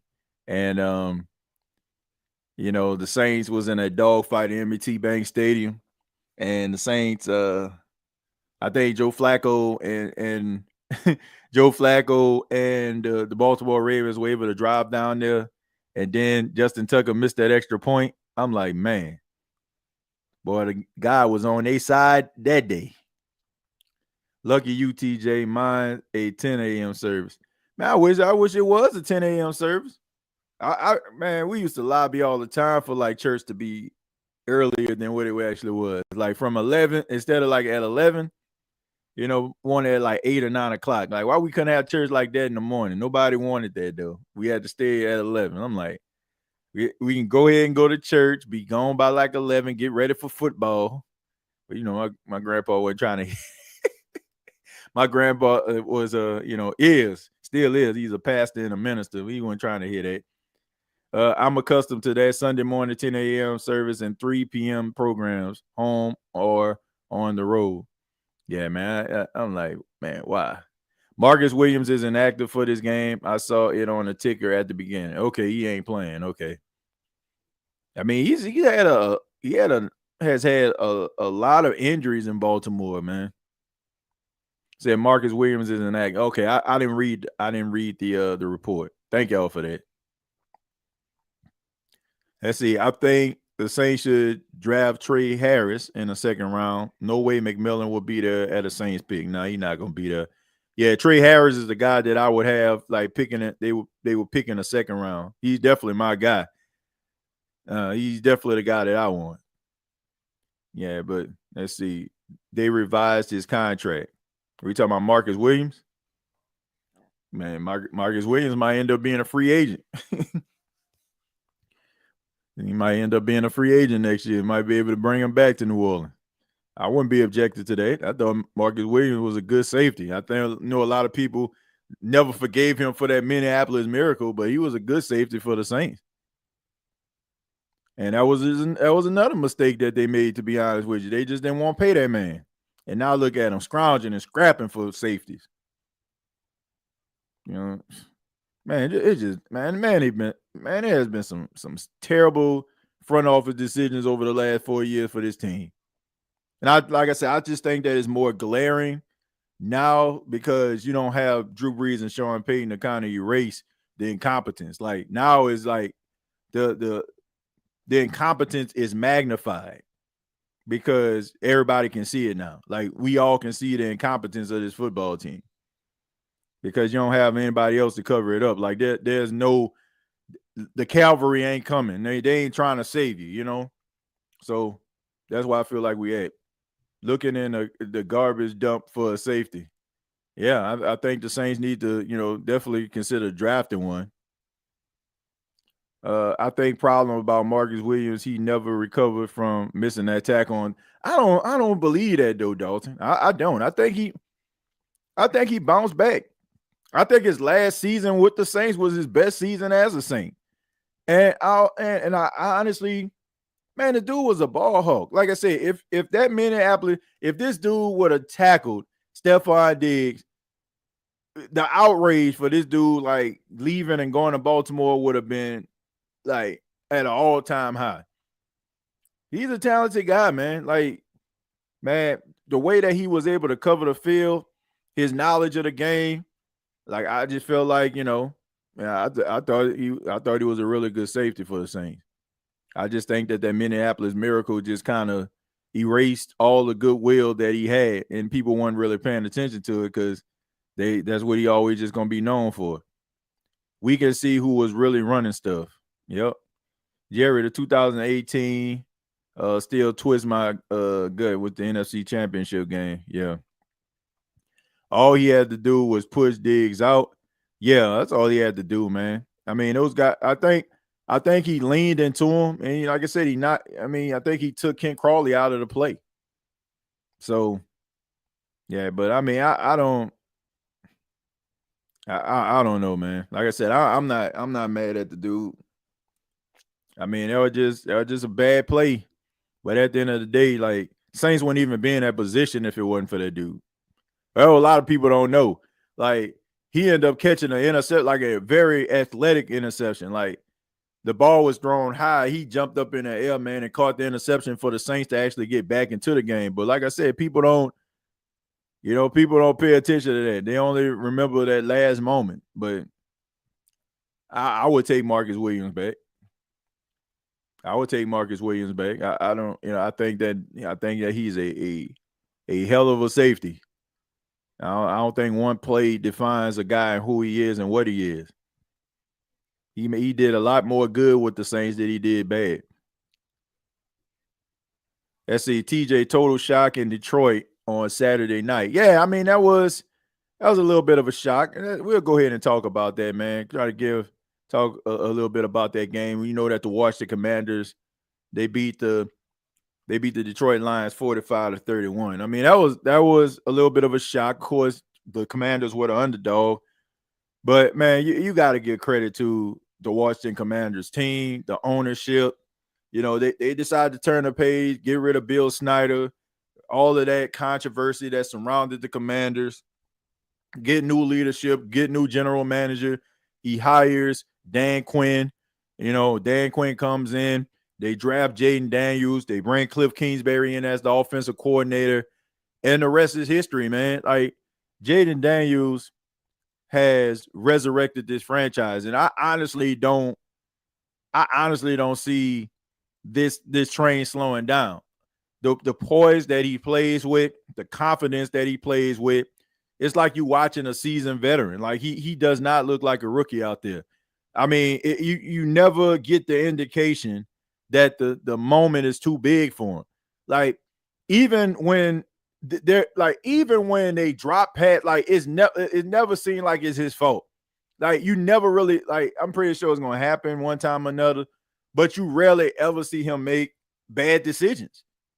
There was one play, like it was like 3rd down and 4, and he read the blitz and everything. Like the blitz was coming, he sniffed the blitz out, threw it to Terry McLaurin. And Terry McLaurin dropped it. I'm like, you can't, like, just think about this. Just think about, like, if you watch the game with Kansas City And we watched that game, right? Towards the end of the game, you saw CJ Stroud get blitzed on 3 consecutive plays, and it's like his head was on a swivel in a whirlwind. Like he didn't know where the blitz was coming from. Jaden Daniels, like you can actually blitz this dude, and he can just decipher it like he's been in the league like 7-8 years or something. Like it is amazing to watch. And the Detroit Lions, to me, I feel like some people were talking about, oh man, they was rusty and stuff. Like I don't think they was rusty. I think they underestimated the Washington Commanders. I think they underestimated them. I think that they felt like, oh man, we're gonna go up here, we're gonna put up some points. I don't think they accounted for the fact that this team had the capability of putting up as many points as they did. And I think that maybe they thought they would be a little bit intimidated, but they were not. And it was a fun game. I think that both offensive coordinators, Ben Johnson and Cliff Kingsbury, did a really good job. I mean, Ben Johnson was in his bag, especially when he did that toss shovel pass. And then you had the reverse where Jameson Williams scored a touchdown on. I mean, he was in his bag. But, when you look at Cliff Kingsbury, you didn't see a lot of sexy, exotic plays and stuff like that with triple reverses and stuff like that, Statue of Liberties. But what you saw was a coordinator that was really in sync with his quarterback and just called an amazing game. Like you got to be impressed with what you've seen from the Commanders. And if you're the Commanders, man, you got to be happy because you got your quarterback of the future, man. This dude, like Jaden Daniels, this could be the quarterback that we be talking about for years to come. This can be the guy in the NFC that be going back and forth and toe-to-toe with Patrick Mahomes, because you best believe that they're going to be trying to put Jaden Daniels against Patrick Mahomes for the next couple of years. I guarantee you. I guarantee you're going to start seeing the Commanders against the Chiefs. I guarantee you're going to see that. Now that the Commanders are starting to become good, they got themselves a really good quarterback. Watch. Like this dude is special. Like I know the word special, it gets tossed around a lot. Young goats get tossed around a lot. This man is special. He's a special football player. I just never seen someone so young play with this type of poise. Like this is the guy that I feel like if he stays healthy in the next couple of years, this is going to be that quarterback that everybody aspires to be like. This is going to be, if you got young kids, this is going to be the quarterback that your kid in the backyard trying to imitate. And it's so easy to root for this kid, man, because he got a good head on his shoulders.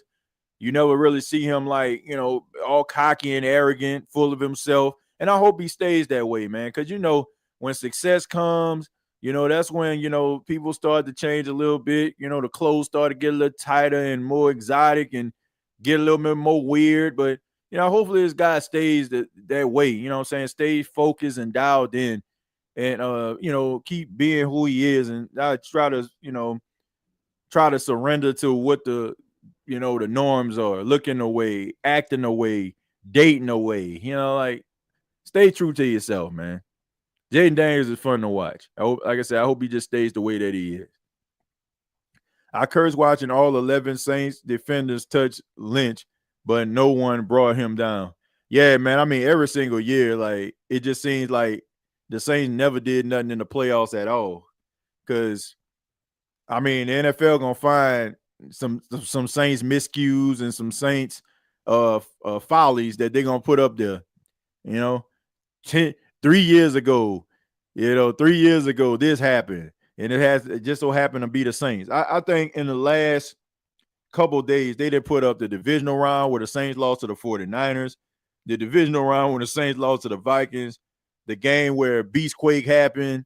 Like, come on, man. Like, they got to have something. How about putting Hartley 40-yard field goal off in that thing or something? The onside kick.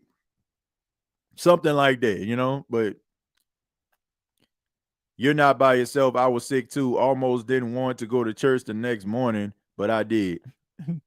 We always had problems tackling. I think the NFC Championship game in 2018, that was the last game I saw that season. I didn't watch because I know that I want to say the Patriots and the Kansas City Chiefs came on next. I ain't watched that game. And that Super Bowl, I definitely didn't watch. Derrick Henry right up the middle. Man, that looked like that was about to be a home run right there. We always had problems tackling. Brian Flores hadn't really been talked about as a head coaching candidate. They still may be hating on him about what happened with the Dolphins. I agree with that. Some teams probably look at that like if he blew the whistle on them, he might blow the whistle on us. Yeah, Justin, beast mode in 2010 Saints was hurt all to hell that game. Yeah, that was the game where the Saints were like one of the first teams to go on the road against a team that didn't have a winning record. And they end up getting upset by the Seattle Seahawks. I hated Seattle ever since. It wasn't Seattle's fault. The Saints didn't have no business. They say Jaden using VR tech for his practice as well. It might be doing something. Well, look, I don't know what he's using. I don't know what he's using, but whatever he's using, it worked. How about Akeem drop the ball? I mean, that was a great moment. Exactly. You ain't seeing that though. Seahawks 2 times, 49ers, Roger Goodell, Vikings 2 times, Rams, and Buccaneers when the Saints were in the playoffs in January. TJ, after that NFC Championship game, I went to sleep on the couch. People calling me, texting me, emailing me, but I didn't ask. Yeah, bro, that was. I think I went to sleep too. That when I realized, I'm like, man, they do not want these dudes. Justice Hill, like he gone. Man, he been running the ball really well in this game. Got to give credit to Matt Ryan. Matt Ryan did mention that Justice Hill was gonna have a big game. So got to give credit to Matt Ryan in the studio on that one. Daniels is a skinny Josh Allen. His game don't remind he don't remind me like Jaden Daniels don't remind me of anybody. Like he don't remind me of anybody. Like I don't think I ever see anybody play like him. Like he has like some similarities of like Lamar Jackson when it comes to like his poise and stuff like that, but he's just more of an accurate passer. Oh, they starting to cook now. Buffalo looked like they had a little bit of a demanding lead. Now they starting to wear these guys down with Derrick Henry. Yeah, man, but I can't think of anybody's style that I can just think about when it comes to Jaden Daniels. He's like he got a perfect combination. He's a good scrambler, like running, and he's like extremely accurate throwing the football. It's usually like you one or the other. Derrick Henry in the end zone for a touchdown. All right, so there's a chance where they can actually tie the game by going for 2, kicking an extra point for making a 1-point game. But anyway, usually like if a guy can scramble, he'll probably not be that good of an accurate thrower. But this dude can actually scramble, and he's extremely accurate throwing the football. So you rarely ever see people with that type of combination. The way he spreads the ball around. Yeah. Like he knows where he's going every single time, man. He knows where his checkdowns are. Like he knows where his hot receiver. Like it's amazing, man, to watch this dude play. All right, so here we go. And that ball is tipped, so the 2-point conversion is no good on that play. I think they probably should have ran the football on that one. I mean, Derrick Henry like he was cooking, so I would have went Derrick Henry like he cooking, and Justice Hill looked like he cooking. So I would have, I would have went with Derrick Henry. See, the way he spreads the ball, I couldn't even cry, Jerry. Didn't get it. Yeah, I don't know, man. I would have ran the ball with Derrick Henry on that one. I mean, him and Justice Hill, they let me see what their yards per carry is in this game. Let's take a look.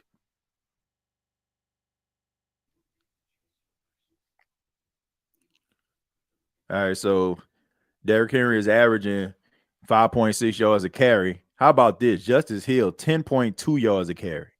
5 carries for 51 yards. Yeah, these two guys are cooking right now. Then you got Derrick Henry, 14 carries for 79 yards and a touchdown. So, I mean, they getting big-time yards. And even though the Bills are not as effective as the Ravens running the football. They still like they have carried the ball 22 times as a group. So yeah. As the LJ got to settle down, he rushed that throw. Yeah, I think he kind of rushed it, but I mean, I can see where he was going with the ball. It was just tipped at the line of scrimmage. It probably would have converted if he didn't. Good. Finally, no comparisons to Ty Jaden too. But by the sounds of it, they say he sounds like a young Donovan McNabb. I don't know, man. I don't know. I don't think I see Donovan McNabb. Like, I think Donovan McNabb, he was a shifty runner, had a nice little arm on him. But I wouldn't compare him to Donovan McNabb. Like I said, I don't think I ever seen a quarterback with the combination of being a marksman as a thrower and having the ability to be able to scramble the way that he did. You know, said maybe a young Randall Cunningham. I don't even see Randall. Like Randall was like a freakishly talented athlete. Like, had the elusivity, big time, what I'm saying, like big time arm, but I still like I still don't see that. I see like here's the thing. He doesn't run like how Lamar does or how Vic does, right? He's fast and he can get down the field and he can move, but it's not like on a Lamar Michael Vick level.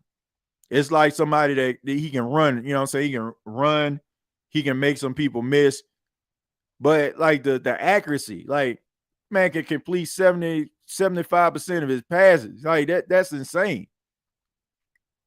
I ain't never seen nothing like it. Like besides, like if you make a quarterback like that on a video game, like a guy that can just run out the pocket, what I'm saying, just have a high completion percentage. Like I never seen him. Like is one quarterback he can be either or, right? It's rather he gonna be like a marksman type passer, pocket type guy, high completion percentage, or he's a Lamar Jackson type where he can just run out the pocket. But I never seen where it's like a combination of both.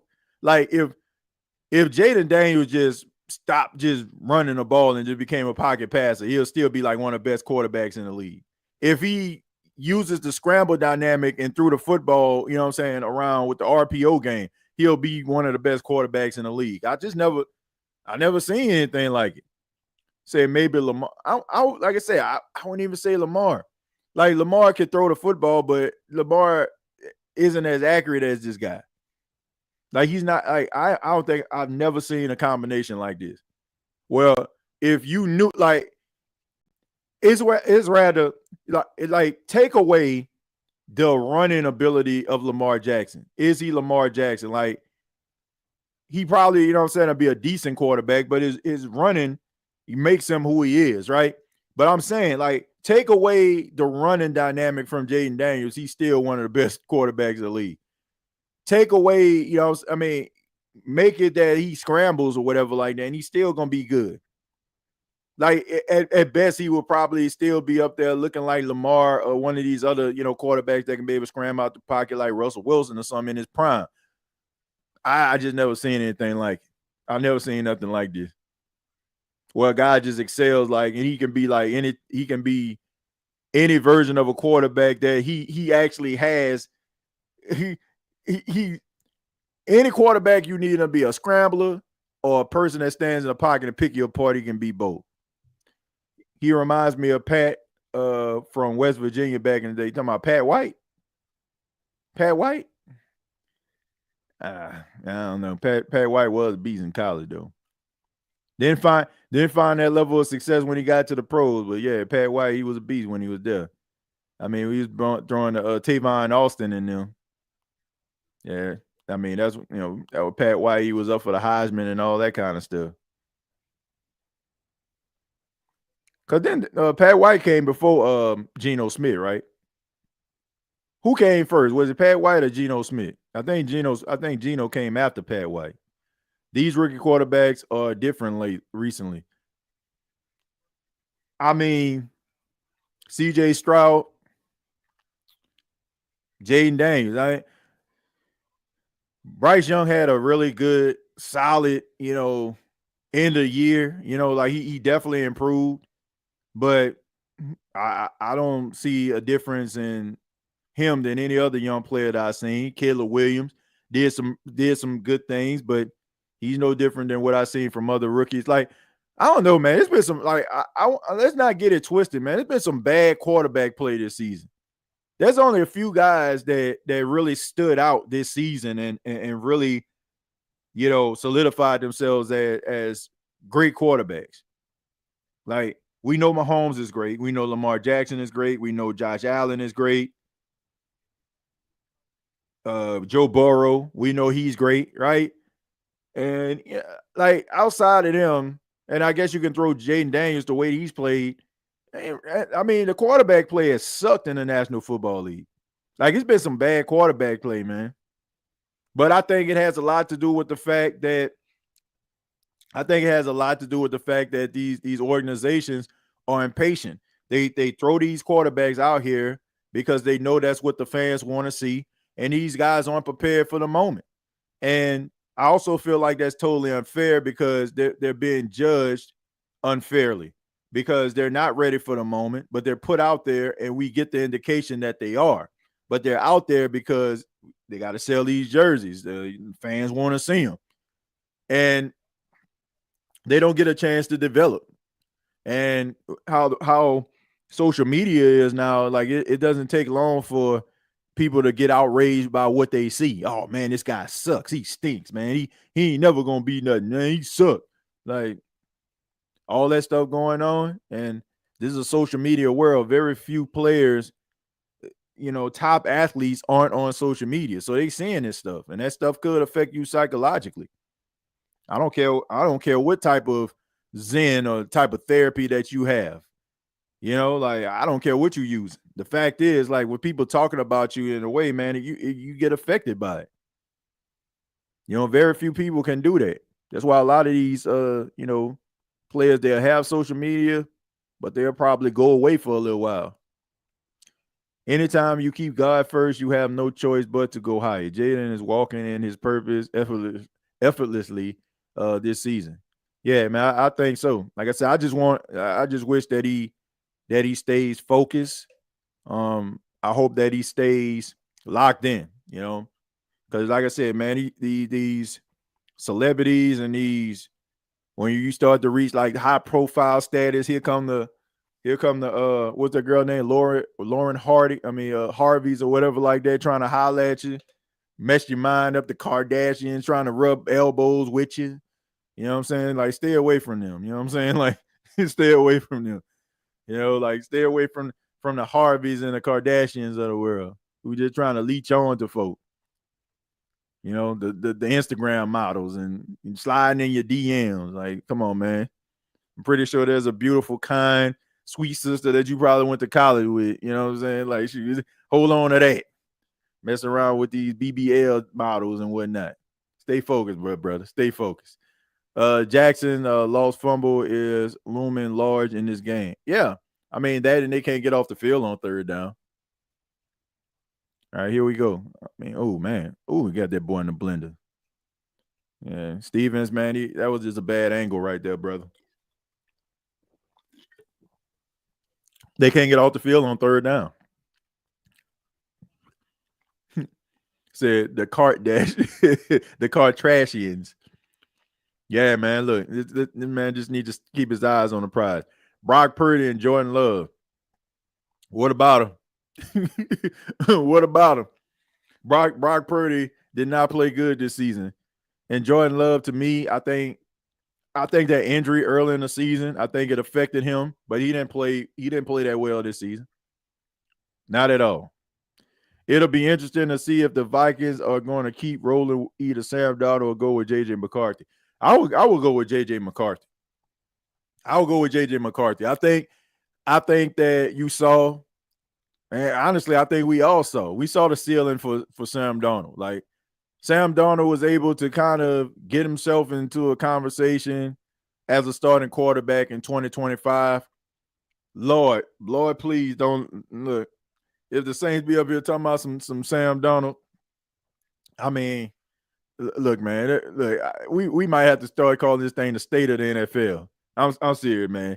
I ain't trying to see this dude.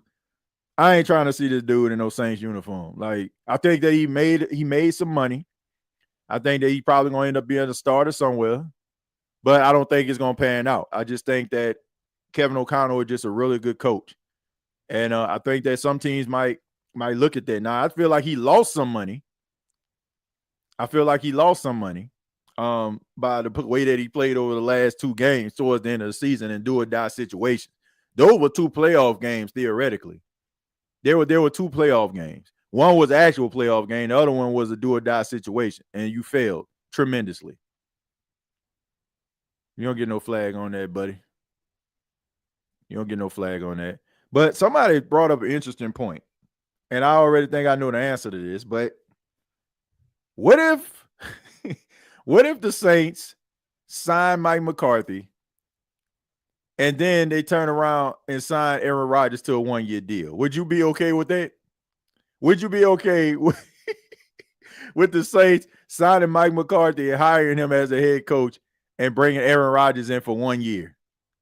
Would you be okay with that? Me personally, I don't think that would be a good idea. Man, that's a good kick right there. Boy, Bass kicking that ball. But anyway, yeah, I don't think that's a good idea.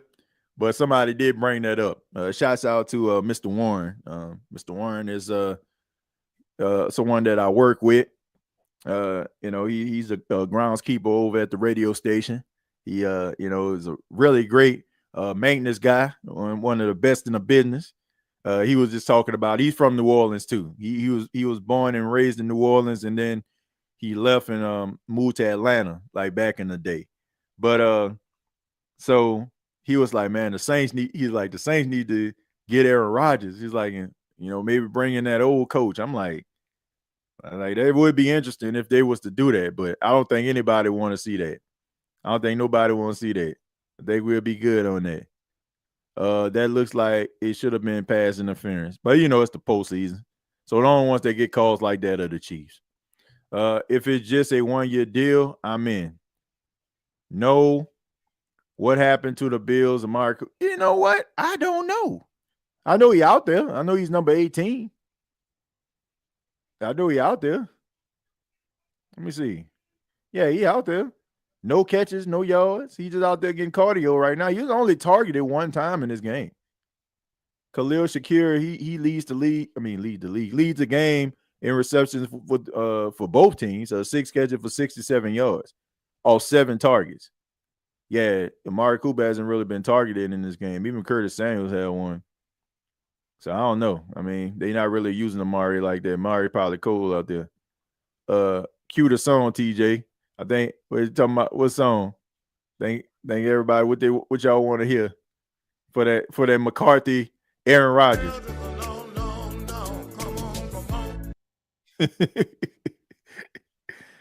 I don't know, man. Like I said, I just read it. Look, I think in situations like that, it's an easy fix. Like if it's an easy fix, then okay, But we know that they ain't what the just same need. Like Aaron Rodgers ain't gonna solve the problem. But I just thought that I would ask. Rodgers washed, unfortunately.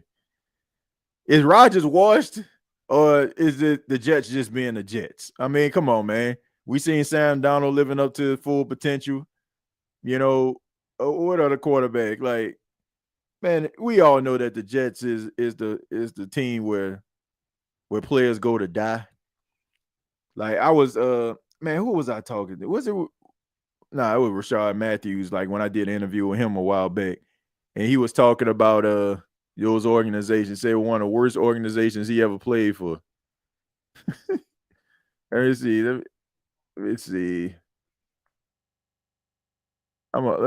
Because I think I remember when he was talking about this.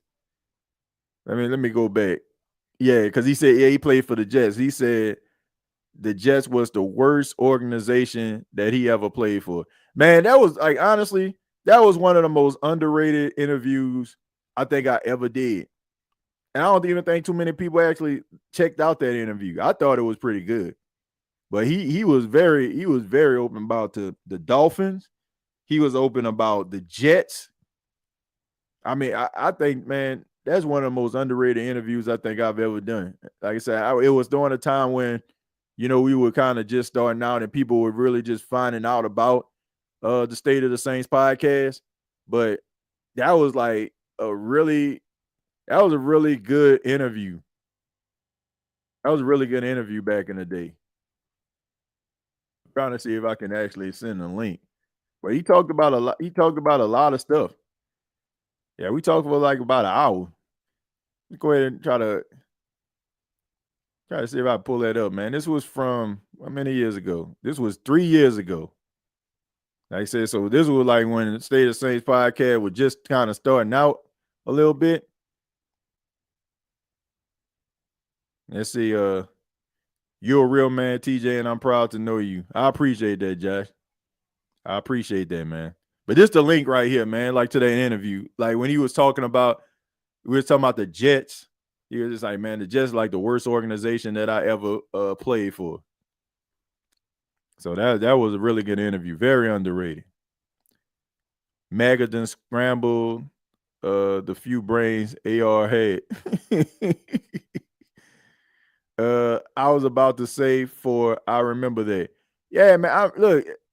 I had I'm telling y'all, like I know a lot of people probably just found this podcast, but man, the list of individuals that I have interviewed over the years, like, man, I can't believe I interviewed so many people. Like the first person I ever interviewed on the State of Saints podcast was Mario Edwards. I actually knew Mario when I stayed in Texas.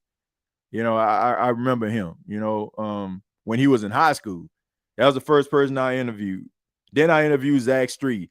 I don't think, like, if that pandemic would have happened, I don't think I probably would have got so many different people. I think people were just bored and they just needed something to do. So they're like, I'll do your podcast. I had Zach Street on the show. I had Jari Evans on the show. I've had, man, so many, like Stan Verrett on the show. Anybody know Steve Weiss has been on the show several times. Let me see. Jim Trotter has been on the show. Jeff Duncan was on the show. Mike Tripler was on the show. Like so many different people, like from the past. Like if you look at like the interview lineup, man, we've had like some really good guests on this show. And man, we've been extremely fortunate. Like I kind of backed off a little bit, like with the interviews, because I kind of understand, people have like other things to do, and I kind of just want to, kind of plant my feet this season. But we'll get back to like doing interviews, and I know I'm supposed to have Matthew Paris on the show coming up in the next couple of weeks. I spoke with him. He's on a little bit of a sabbatical, so once he comes back from his vacation, then I'm supposed to get him on the show. I'm gonna get my guy Rod Walker. Hopefully, I know he's handling Pelican business, but I'm gonna try to see if I can get him on the show. And of course, man, I'm gonna get my boy B Mac back on the show. My boy Emery Hunt, but I'm pretty sure I'll probably see them like around a combine or something like that, man. I say regardless of if I decide to go to any of these events at all, man, I'm definitely going to the combine. But like I said, if I get up getting this Bleacher Report, a fumble, oh my goodness, wow. Dang, Mark. Man, just fumbled the football. That might be hard to get away from. How many turnovers that been? 3 turnovers on the road. So I don't know, man. Like I said, I've been fortunate. Like I got accepted to go to the Senior Bowl. I don't know. Like I said, I know more than likely I wasn't gonna probably go to that if it was the Super Bowl. And honestly, man, I gotta look at this lineup and this opportunity, because if I could stay at home and and do something for Bleacher Report and kind of build on that, and I'm okay. I feel like I can always have opportunities to go to different things. So I don't know. I'm kind of on the fence with that right now. Whether if they try to weigh a concocting of Philadelphia Eagles, Kansas City Chiefs Super Bowl again. Yeah, I'm gonna be at the house for that one. AR is a damn prima donna with no reason to be. Ravens turned it over 3 times. Baltimore selling. What if that could interview DA? That'll never happen. DA wouldn't have the nerve. I don't want to interview him. What I need to interview him for? I may be biased, but the SOTS podcast is the best podcast. Keep being you, TJ. Yeah, I appreciate that. Like I said, man, I just think that I'm blessed to have like so many of these different opportunities, but at the same time, I know that I understand I'm still building something over here, and a lot of these opportunities that I get, I gotta think about like my family. I gotta think about like, my son and all that kind of stuff. Like, I can't just like get up like, oh man, it's a great opportunity. Like when I leave and go to different places, like it's just me and my wife, like so if my wife at work, my son with me, and vice versa. You know what I'm saying? We don't have like that babysitting service and all that kind of stuff. So when I leave and go places, like we really got to move some things around. So, you really got to think about those things. And then on top of that, like I said, just the opportunities that I get, I'm an independent contractor when it comes to that. So a lot of the places that I go and a lot of things that I do, I got to fund that. So you got to take all those things into consideration when you're making these decisions. There's great opportunities, and man, you work so hard to like be able to be considered to be accepted to these things. So you become like extremely emotional, and you think about like what this podcast started at back in 2018 and what it's doing now. Like it's a blessing, but at the same time, man, you got to be smart about some of the decisions that you make. I want to go to all these things, but sometimes you just can't. And sometimes, you have to wonder, like, is it the right decision or not? Exactly, TJ. The Most High put you here for a reason. You changed lives, brother, and not just the families, but your extended family as well here at the SOTS. Well, I appreciate that, Cartel. And I enjoy doing this podcast. I really do. As we see Hollis makes a reception. He's talking some noise right there. It seemed like Hollis is the fan favorite of the team, because every time like he makes a play or something, it comes like like few and far in between. But when he does make a play, everybody just gets extremely excited about it. Let's see. I'm thankful for your sacrifice. I appreciate that. I appreciate y'all. Like I said, I ain't where I want to be as far as being a podcaster and stuff, and but like I said, when you get opportunities like that, it's a blessing and a privilege to even be considered for that stuff. But like I said, I mean, you got to think about, I just, think about like the sacrifices and things I got to do in order to make that thing happen. TJ, your work not in vain. I've been subscribed to you from 4 different channels over the year. Yeah, well, I appreciate that, Mick. I appreciate it.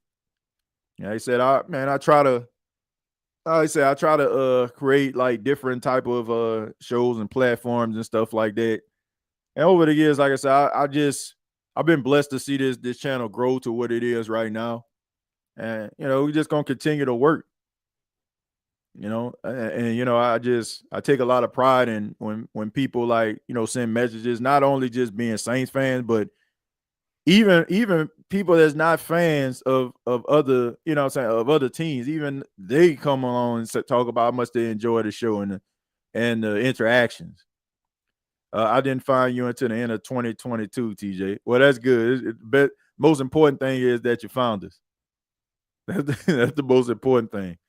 Yeah, man, this not looking too promising for the Baltimore Ravens. But hey, man, I mean, you got at least Todd Monk, and you can interview him in person. And I'm hoping that the New Orleans Saints actually I'm actually hoping that they bring Todd Monk in for an interview. They just doing whatever they want to now. They just working clock. They just working clock right now. I've always said, bro, should be one of the Saints sideline reporters or commentators. Well, I think that, I think my personality and some of the things that I've said over the course of time that probably doesn't coincide with what the Saints do. And I'm okay with that. Like I'm okay with it. Like I come to grips with it. They had like one time where, I felt like I had to be cautious about what I said and all that kind of stuff because I was like, man, I'm hoping that, maybe they'll give me an opportunity, but I'm not selling myself short just for me to get no opportunity, man.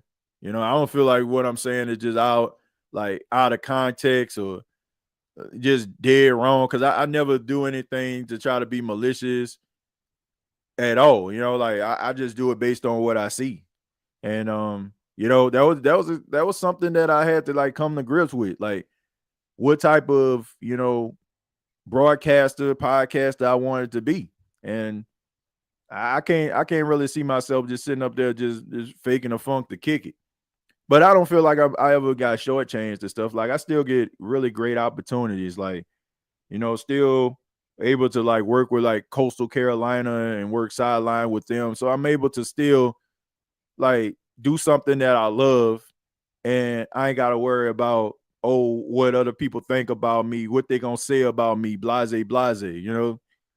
I mean, I basically got shut down by the organization. Quite frankly, I know it's probably because of some of the things that I said. Because I actually talked to like the representation of the Saints, like their PR guy. Because I was actually trying to get my credentials to work with the team. And guy, basically like told me like, like I know, you got a following and you build something up and stuff like that, but it ain't gonna happen. And I'm like, okay. You know what I'm saying? I know it probably had something to do with the fact that something I probably said, but okay. It's whatever. I don't think anybody should have to shortchange themselves or, have to pretend to be something that they not. Like, I'm me at the end of the day. And eventually, like I said, things will work out. I don't feel like I've ever got no snub from any opportunity. Like, I'm still where or get opportunities to be where, people that follow the team. I'm still able to get into places and do things and be able to, do shows like this and get interviews from individuals that are well respected in the league. So that's good enough for me. Nah, TJ, not a yes man. That sideline junk ain't it. I can't wait to call in on the 24 hours sports radio station TJ Branch to New Orleans. Man, I wish I could. I wish that would be a dream. Man, that would be a dream. Like to have something that, no disrespect to WWL, but to counteract that, because I feel like that's something that's missing in New Orleans, like a FM sports station that has like different shows from different perspectives of individuals in the city. Because that's something that always stuck out to me, especially like when I lived in Dallas. They had 105.3 The Fan, which is owned by the Dallas Cowboys, but they had like several sports shows, and it was local guys, just talking sports, talking Cowboys. You get what I'm saying? Like just basically giving their perspective, and it wasn't always fluff either. It was a harsh reality. I feel like that's something that's missing. I don't think you're gonna always get that, and it is no fault of the people that work there. You know what I mean? You got to kind of fall in, saying with the guidelines and stuff like that. But I just feel like that's something that's missing. You can't just be waving the pom-poms of a football team. Like, I think my guy Jeff Nowak do a pretty good job, at being, kind of down the middle. I mean, I know Bobby Abel, he ain't afraid to, speak his mind, but I do feel like, people have something to say, and I just feel like that's just something that's missing. Like a FM station, what I'm saying, that's constantly like around the clock that just has shows that they just basically just talk about Saints and give like a real fresh opinion. Let's see, 106.1 The Ticket. All right. Man, WWL and Mickey Mouse Loomis both need to move over. It's a new sheriff in town. Well, look, WWL is man, it is a cornerstone. I mean, honestly, that would be a dream of mine. Like, that would be a dream of mine to work for WWL. Like, if I could get my own show in WWL talking sports, man, that would be a dream come true. That would be a dream come true for me. And now that'll be something that's something I would move to do. that was something I moved to do to have my own show on WWL. They say, hey TJ, have you ever heard of the Boot Tragedies or James Cometa? They are other Saints podcasts. Have you thought about collaborating with them? Yeah, I've heard of both of them. I like James Cometa, man. I think that he's a really good mind when it comes to the Saints. I know that most of his podcasting, is mostly like based on like reactions of others. Like, he takes like different clips from other like channels and stuff like that and kind of puts his own perspective on that. And the Boot Tragedy, I mean, he does a really good job too. I mean, he kind of reminds me of like when I first was kind of doing it like away from the camera, but you know what I'm saying, like, but kind of putting your own little spinning with the slideshow thing type vibe going for it. So, I mean, I think they both are extremely talented. And I'm open to working with anybody, as far as, a collaborative thing. Like I'm open to that. I mean, I'm blessed, like I said, I'm blessed to get like opportunities. Like people will reach out to me to do like different interviews. Like shouts out to 103.7 down in Lafayette, Louisiana.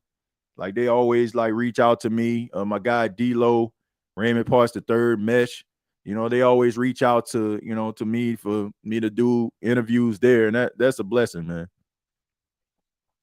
TJ and Big Q, the best doing it right now, 100% real and authentic. I mean, I think you got other podcasters out here doing a really good job too, man. I enjoy all the podcasts. I think the Saints Insiders is a really good podcast. I think that, of course, Nick Underhill and his crew, New Orleans Football, they do a really good job. Ross does a really good job. I mean, The Boot, James, Big Q, so many others, that does. I mean, even Barbara channel. I mean, Barbara, she does a really good job on her channel. Y'all make sure y'all subscribe to Barbara and what she's doing over there. People, a lot of people got a lot of things to say, and I think that, everybody has their own different perspectives, I think some people just need some work, what I'm saying? Some people need some work. I'm not into those individuals that just be trying to do stuff for shock value. I just leave it at that. I feel like if you just being your true authentic self, I can rock with you. But when I just feel like you just be saying anything to try to see me, man, you seen what he said, can't roll with you. Some people just be saying stuff just to say it, just so somebody can share their clips, and that's whack. All right. I mean, if somebody just vibing and they hitting, right? Like, man, you know what I'm saying? Like they're in their pocket with the things that they say. Like I feel like, okay, share it then. Like I never come, on this podcast and be like, man, I guarantee, I'm gonna do something today. I know people gonna share it. Like if people share it, then cool. You know what I'm saying? Like if they don't, it is what it is. But I just feel like some people like just be trying to find, like ways to be shocking. Not me, okay? I just like what I do. Who That Nation, you can follow TJ for more content on Twitter at TJ Jones 8. Thank you, Cartel. I appreciate that, man. You guys make up for substandard local sports media.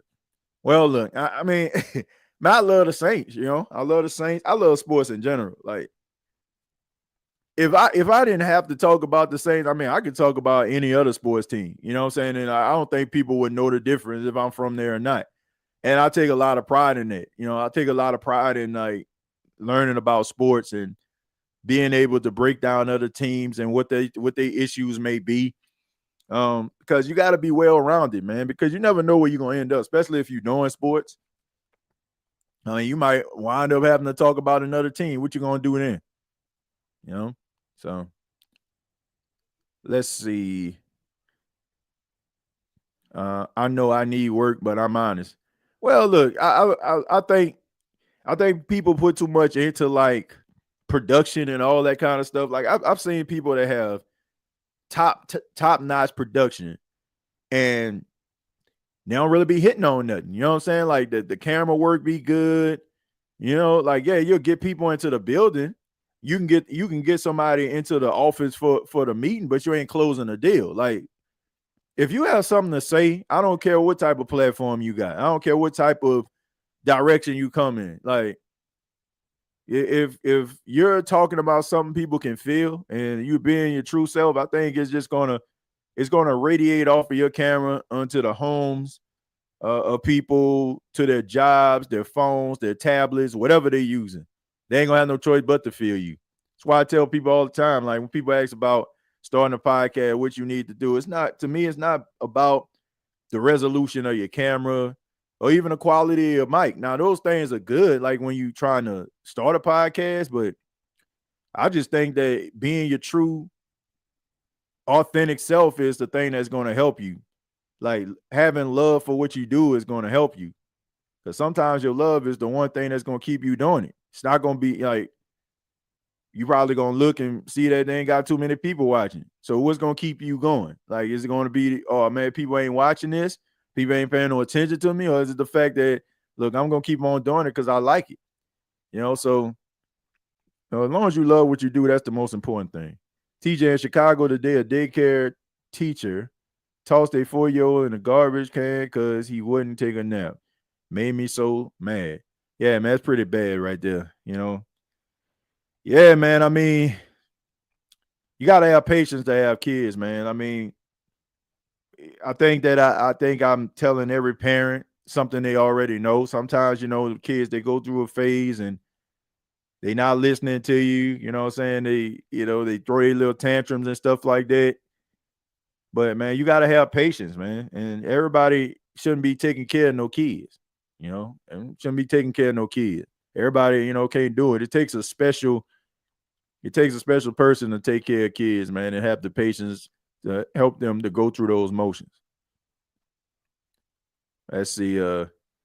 Cut it out, Ron. TJ, we know you for the boot, regardless off the team. You dig? Us boot boys and girls know the boot when we run into it. Yeah, man. Look, I mean, regardless, I mean, there's several people that from New Orleans don't stay there anymore. But I mean, it's in you, you know. I haven't lived in New Orleans since I was like 19, you know, but it is in me, you know. Like I go home and I can still find my way to where I need to go. Like, as soon as I get off the plane or as soon as I drive into the city, like I don't need no GPS, you know. I don't need. You know, that's ingrained inside of me. You know, things look different when I get there, but you know, when I see that new spot that's there, I can still remember that old spot that was there. You know, so that's just in me. Agreed, Barb. What possesses people to do that? I have no idea.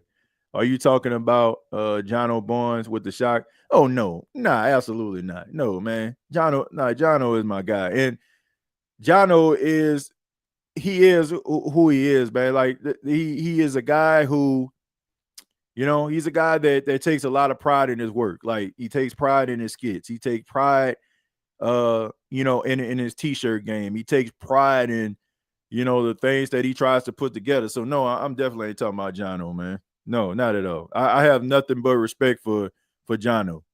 I really do, man, because that's really him. Like that's really that, like it is, that's really truly who he is. Like anybody that knows him, like he always just tries to put a smile on people's faces. Like that's what I get from him. I've had an opportunity to have him on the show before, and I'm talking about like when I was introducing him. Like this before everybody kind of got on camera. Like he's in his living room and he puts has boxing gloves on. He's punching, and I'm trying to introduce him, but I could actually see him backstage, and you know I'm trying not to laugh. I'm trying to, you know, bring him in, but it just shows you like he just wants to make people smile, makes people want to laugh, man. So look, I got nothing but respect for the guy. Like how can you not? Like when people are being themselves and also just loving what they do, like, you know, he's definitely not who I'm talking about. Let's see. Jono tickles the snot out of me. Yeah, he's hilarious, man. He's hilarious. That's one thing about us in the boot. We stick with the boot. Yeah, I mean, yeah. You when you see people like from the area where you from, it's always a connection. I mean, we start talking about the city, names of places, and where you used to go. I mean, the conversation just starts to get longer and longer. They fired the fire DA sign at the game worked. I wonder if everybody held up fire Mickey Loomis sign at the game. How would that go? I don't think it would be the same. I don't think it would be the same at all. All right, so 27-19, fourth quarter with 3 minutes, 18 seconds left. Man, they running out of time here. Let's see. Lamar Jackson scramble. He rolls to his right, tries to get out of the pocket. He scrambles, tries to run. He gets out of bounds. He gets tossed out of bounds. And, it looked like a position coach. He got knocked down. Hey, you got to be careful on them sidelines, man. Is Lamar the new black Phillip Rivers just playing in the wrong era?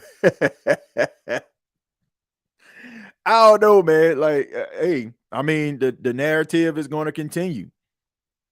He is going right. You know who he is? I'm going to tell y'all right now.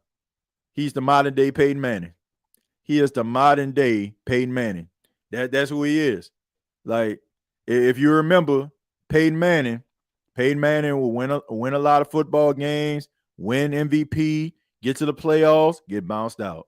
Now, he did end up winning a Super Bowl, going to the Super Bowl, but for a good little minute, he was that guy, put up them regular season numbers and, get bounced out by Tom Brady. In this case, you getting bounced out by, Patrick Mahomes, getting bounced out by Josh Allen. So yeah, I would say that he's the until he wins, to me, he's the modern day Peyton Manning. Barbara, I'm from Texas, but I'm a Saints fan. What part of Texas you from, Dalton? I can't remember. You told us before. I just can't remember. That's good sense. Eagles, Philly, cool sports. We're gonna have to lie down and block Airline Drive to get rid of Mickey, but them fools will probably run us over. You better not lay down in that street. TJ, all MVPs aside, I'm just saying in my mind, Jaden Daniels will be better than Lamar. I don't care what nobody says. I rock with Jaden and Spencer Rattler both. Yeah, look, I think that, I think that Lamar Jackson is great, but I also just feel like, he's starting to have that Peyton Manning type stigma. Right? It was a good little minute for Peyton Manning. Like Peyton Manning came into the league, 98? If I'm not mistaken. Was it 98? Was it 98? I want to say he came in 98, right? And he didn't go to the Super Bowl until 2006? So that was a good little hot minute, before he actually won something of significance. And that's what a lot of people don't realize. So he's starting to like Peyton Manning up for MVP, winning MVP, just couldn't get back, just couldn't win the playoff. So, that's what he seemed like to me. I want to call him Phillip Rivers because I remember Phillip Rivers. Like, Phillip Rivers has never been looked at as the best quarterback in the league. Like, he's always been like upper echelon, right? It's been like upper echelon, like, but he was never like, who's the best quarterback? Like, Phillip Rivers' name never really came up. Like, you weren't saying Phillip Rivers over Tom Brady. You weren't saying Phillip Rivers over no Peyton Manning. You weren't saying Phillip Rivers over no Drew Brees or Aaron Rodgers. You weren't saying that. Like, some people like put him in that same category as a Eli Manning. Like, Eli never was the best quarterback in the league, won something, which makes you look at him completely different than you would, another average quarterback. But, that's what Phillip Rivers was. Phillip Rivers was like the second tier quarterbacks, right? Drew Brees, Tom Brady, Peyton Manning, Aaron Rodgers at the top. Then you had Phillip Rivers, Eli Manning, guys like that, like and on the second tier, Tony Romo, like guys that's gonna get you excited, have you, have you feeling like your team gonna do something, but ain't never gonna live up to the hype. That's what it is. But Lamar Jackson, to me, is the modern day Peyton Manning. Like people will probably say no because they have seen Peyton Manning's career from start to finish.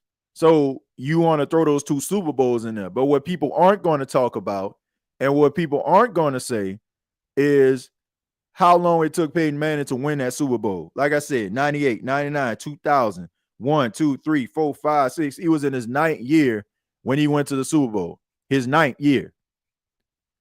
And the narrative for those 9 seasons were, yeah, he's good, but is he good enough to win the big one? Until he won it in 2006.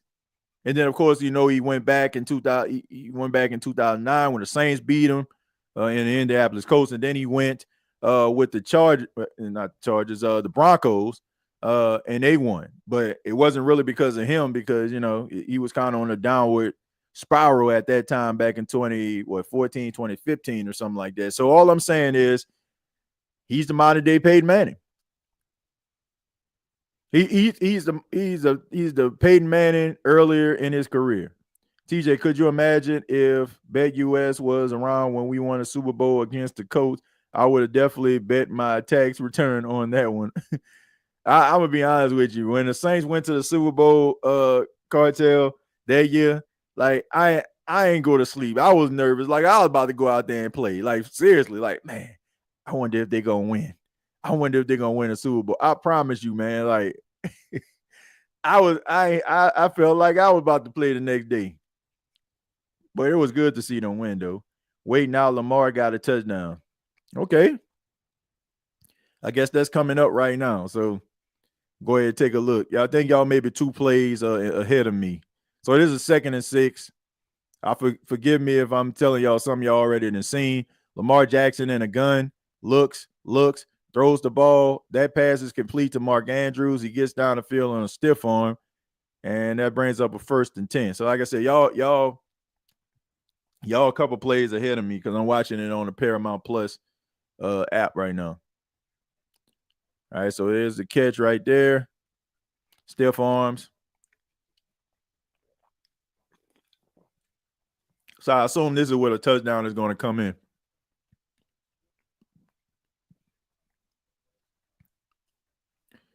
All right, with a minute and 44. So they got 1 timeout left. Oh, man. All right, so here we go. Let me see how they got this. Here's the snap. Looking. I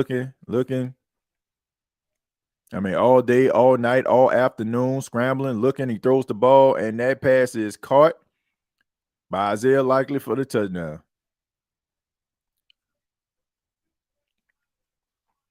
Man.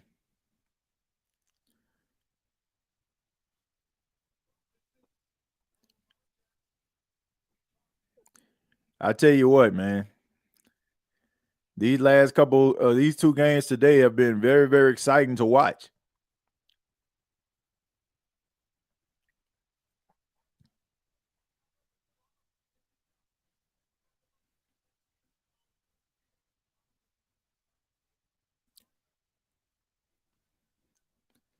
Yeah, I want to see what happened.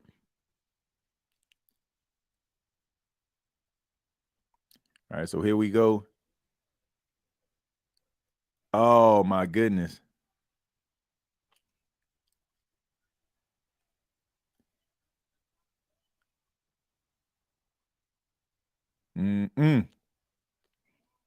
Oh man, he gonna dream about that.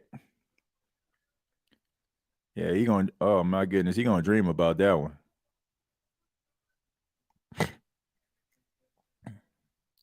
I mean, he gonna dream about this drop.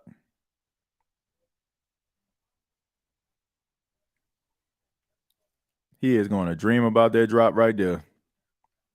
Somebody gonna have to check on Mark Andrews. Yeah.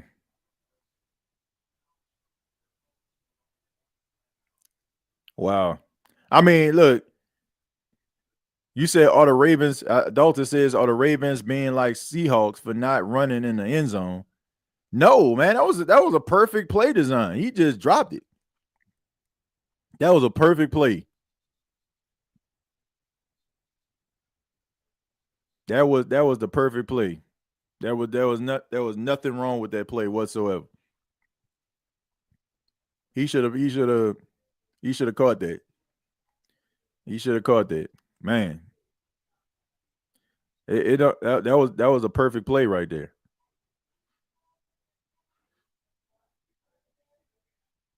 Yeah, that was a perfect play. You got to catch that, man. Playoffs on the line in a hostile environment, chance at the AFC Championship. Got to catch it, man. Got to catch it.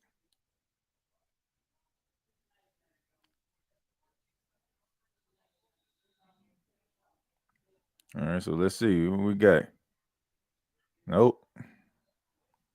And yep, that's a wrap. Game over.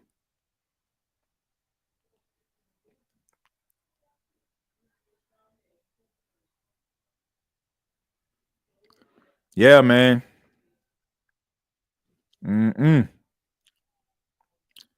It be like that sometimes. Man, that AFC Championship game for the right for the Super Bowl, Buffalo going on the road against Kansas City. Man.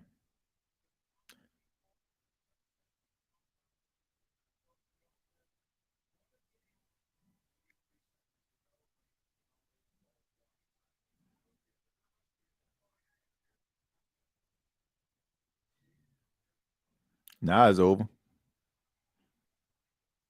It's over now.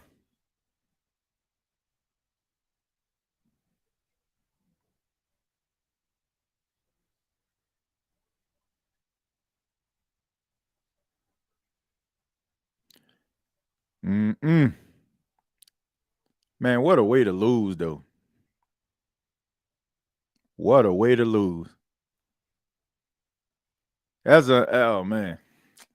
It'd be one thing if the play design wasn't good and like you had it in your hands. Say, can the Bills knock off Kansas City? They did it before.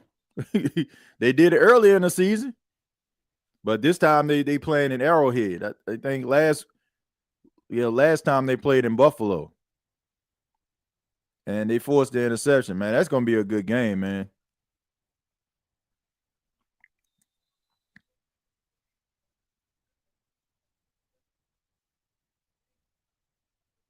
Mm-mm.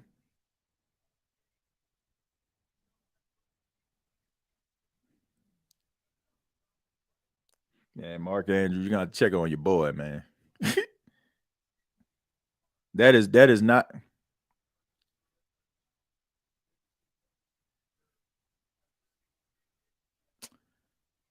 man. I know that you never want to lose like that. Like if the play design, like let's just say for example, like it just like they sacked you or threw an interception, but ball in your hands and all you had to do is just fall on your behind.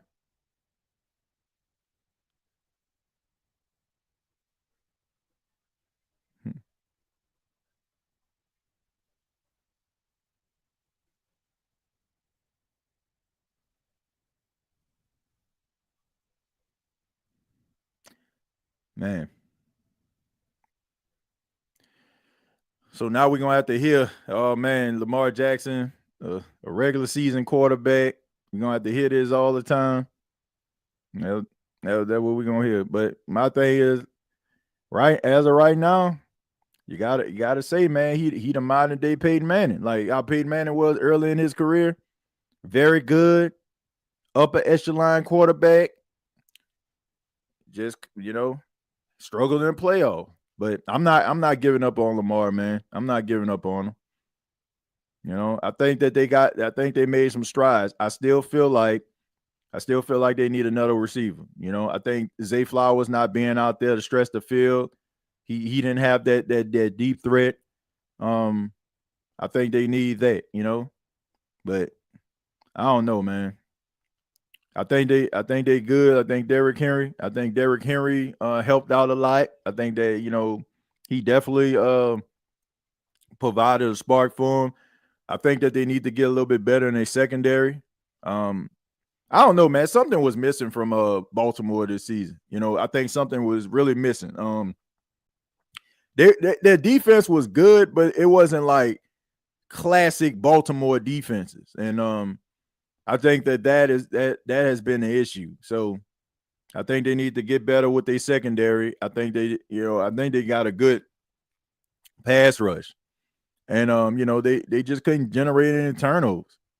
I mean, good sound football, like always. I mean, Baltimore always have a good sound defense, but wasn't the defense that we're used to. And also, I mean, the 3 turnovers in the game. Like, you can't turn the ball over 3 times against a good team like Buffalo and expect to win. So, I mean, that was the tale of the game. I mean, Baltimore kind of shot themselves in the foot. Seemed like the cold elements kind of got to them at times, and they made mistakes that you normally wouldn't see them make, and that's the reason why you're in this position. So they just got to go back to the drawing board. I don't want to use he need a receiver thing. He went in MVP without one, so win the big games without one too. Look, you winning an MVP, but at the same time, look, we know in playoff football, man, you gotta have that go-to guy, man. Like, you got to be able to have that guy that you can count on to come through in the clutch. And because everything is just basically elevated. It's basically elevated every single time. And then, like I mentioned, you don't have Zay Flowers. Zay Flowers was their number 1 receiver. So you don't have your number 1 receiver. And if you look at it, Alfred, like, who was he throwing the ball to? Like, who was he throwing? I mean, he had Rashad Bateman out there. Rashad Bateman, like a low-tier number 2 receiver. And, like I said, it was running the football effectively. So if you take away Derrick Henry running the football, like, who are you throwing the ball to? 2 tight ends? So I don't know, man. I think they need a big time receiver. Like, they need a big receiver.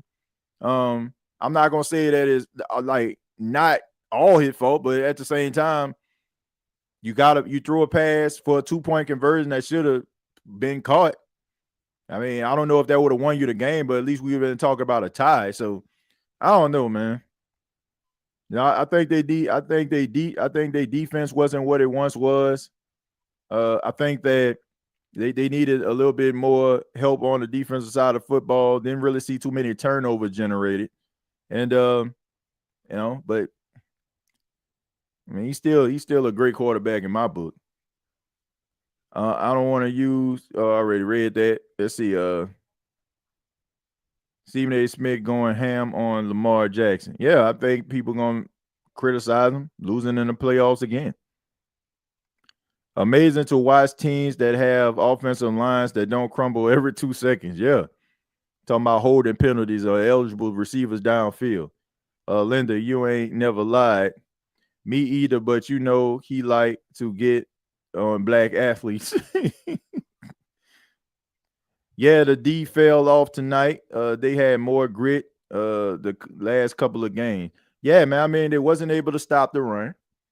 And, like, even on this last drive, I mean, look what Johnson did. Johnson just ran right down their throats. So wasn't able to make it a stop when it was necessary. And, they weren't able to account for Josh Allen's ability to scramble, which I don't understand because, I mean, you have a quarterback that can scramble. So you should at least know how to neutralize a quarterback that scrambles. But Andrews lost the game. You don't drop a ball in a game like that. You don't drop a ball like that, period. I don't care if it's week 5. You don't drop a pad like that. Who knows what would have happened in overtime? Good point. Mark Andrews better than any tight end we got. If the Ravens fans don't want him, I'll take it. You ain't lying. In a heartbeat. Y'all don't want him, man. He a bum? Yeah, he a bum. Send him on to New Orleans. Guarantee it'll fix our tight end issue that we have here with the Saints, right? But look, I hope everybody enjoyed this watch along. I really do appreciate it. My name is Timothy J. Jones, and want to let you know that this show has been brought to you by BETUS. To find folks at BETUS, you can sign up today, get up to 150% on your first deposit, up to 125% on your second and third deposit. up to $2,000. All you have to do is use the promo code YouTube150. That's YouTube150. You can check out Saints Talk with Timothy J. Jones coming up this Wednesday at 7 p.m. Eastern on Bleacher Report. Make sure that you check it out. We'll be continuing our talk with the Saints head coaching search. We'll be talking about some of the games that are going to be taking place on Championship Sunday. We now know who is going to be in the AFC Championship and the NFC Championship. We got the Buffalo Bills. They're traveling to Arrowhead to take on the Kansas City Chiefs. And then you have NFC East foes, the Washington Commanders, headed to Philly to take on the Eagles for the right to represent the NFC in the championship. And we'll be talking about that and more. So come on over. You can follow me on X at TJAYJones8. And also you can follow me on Blue Sky at TJAYJones8 as well.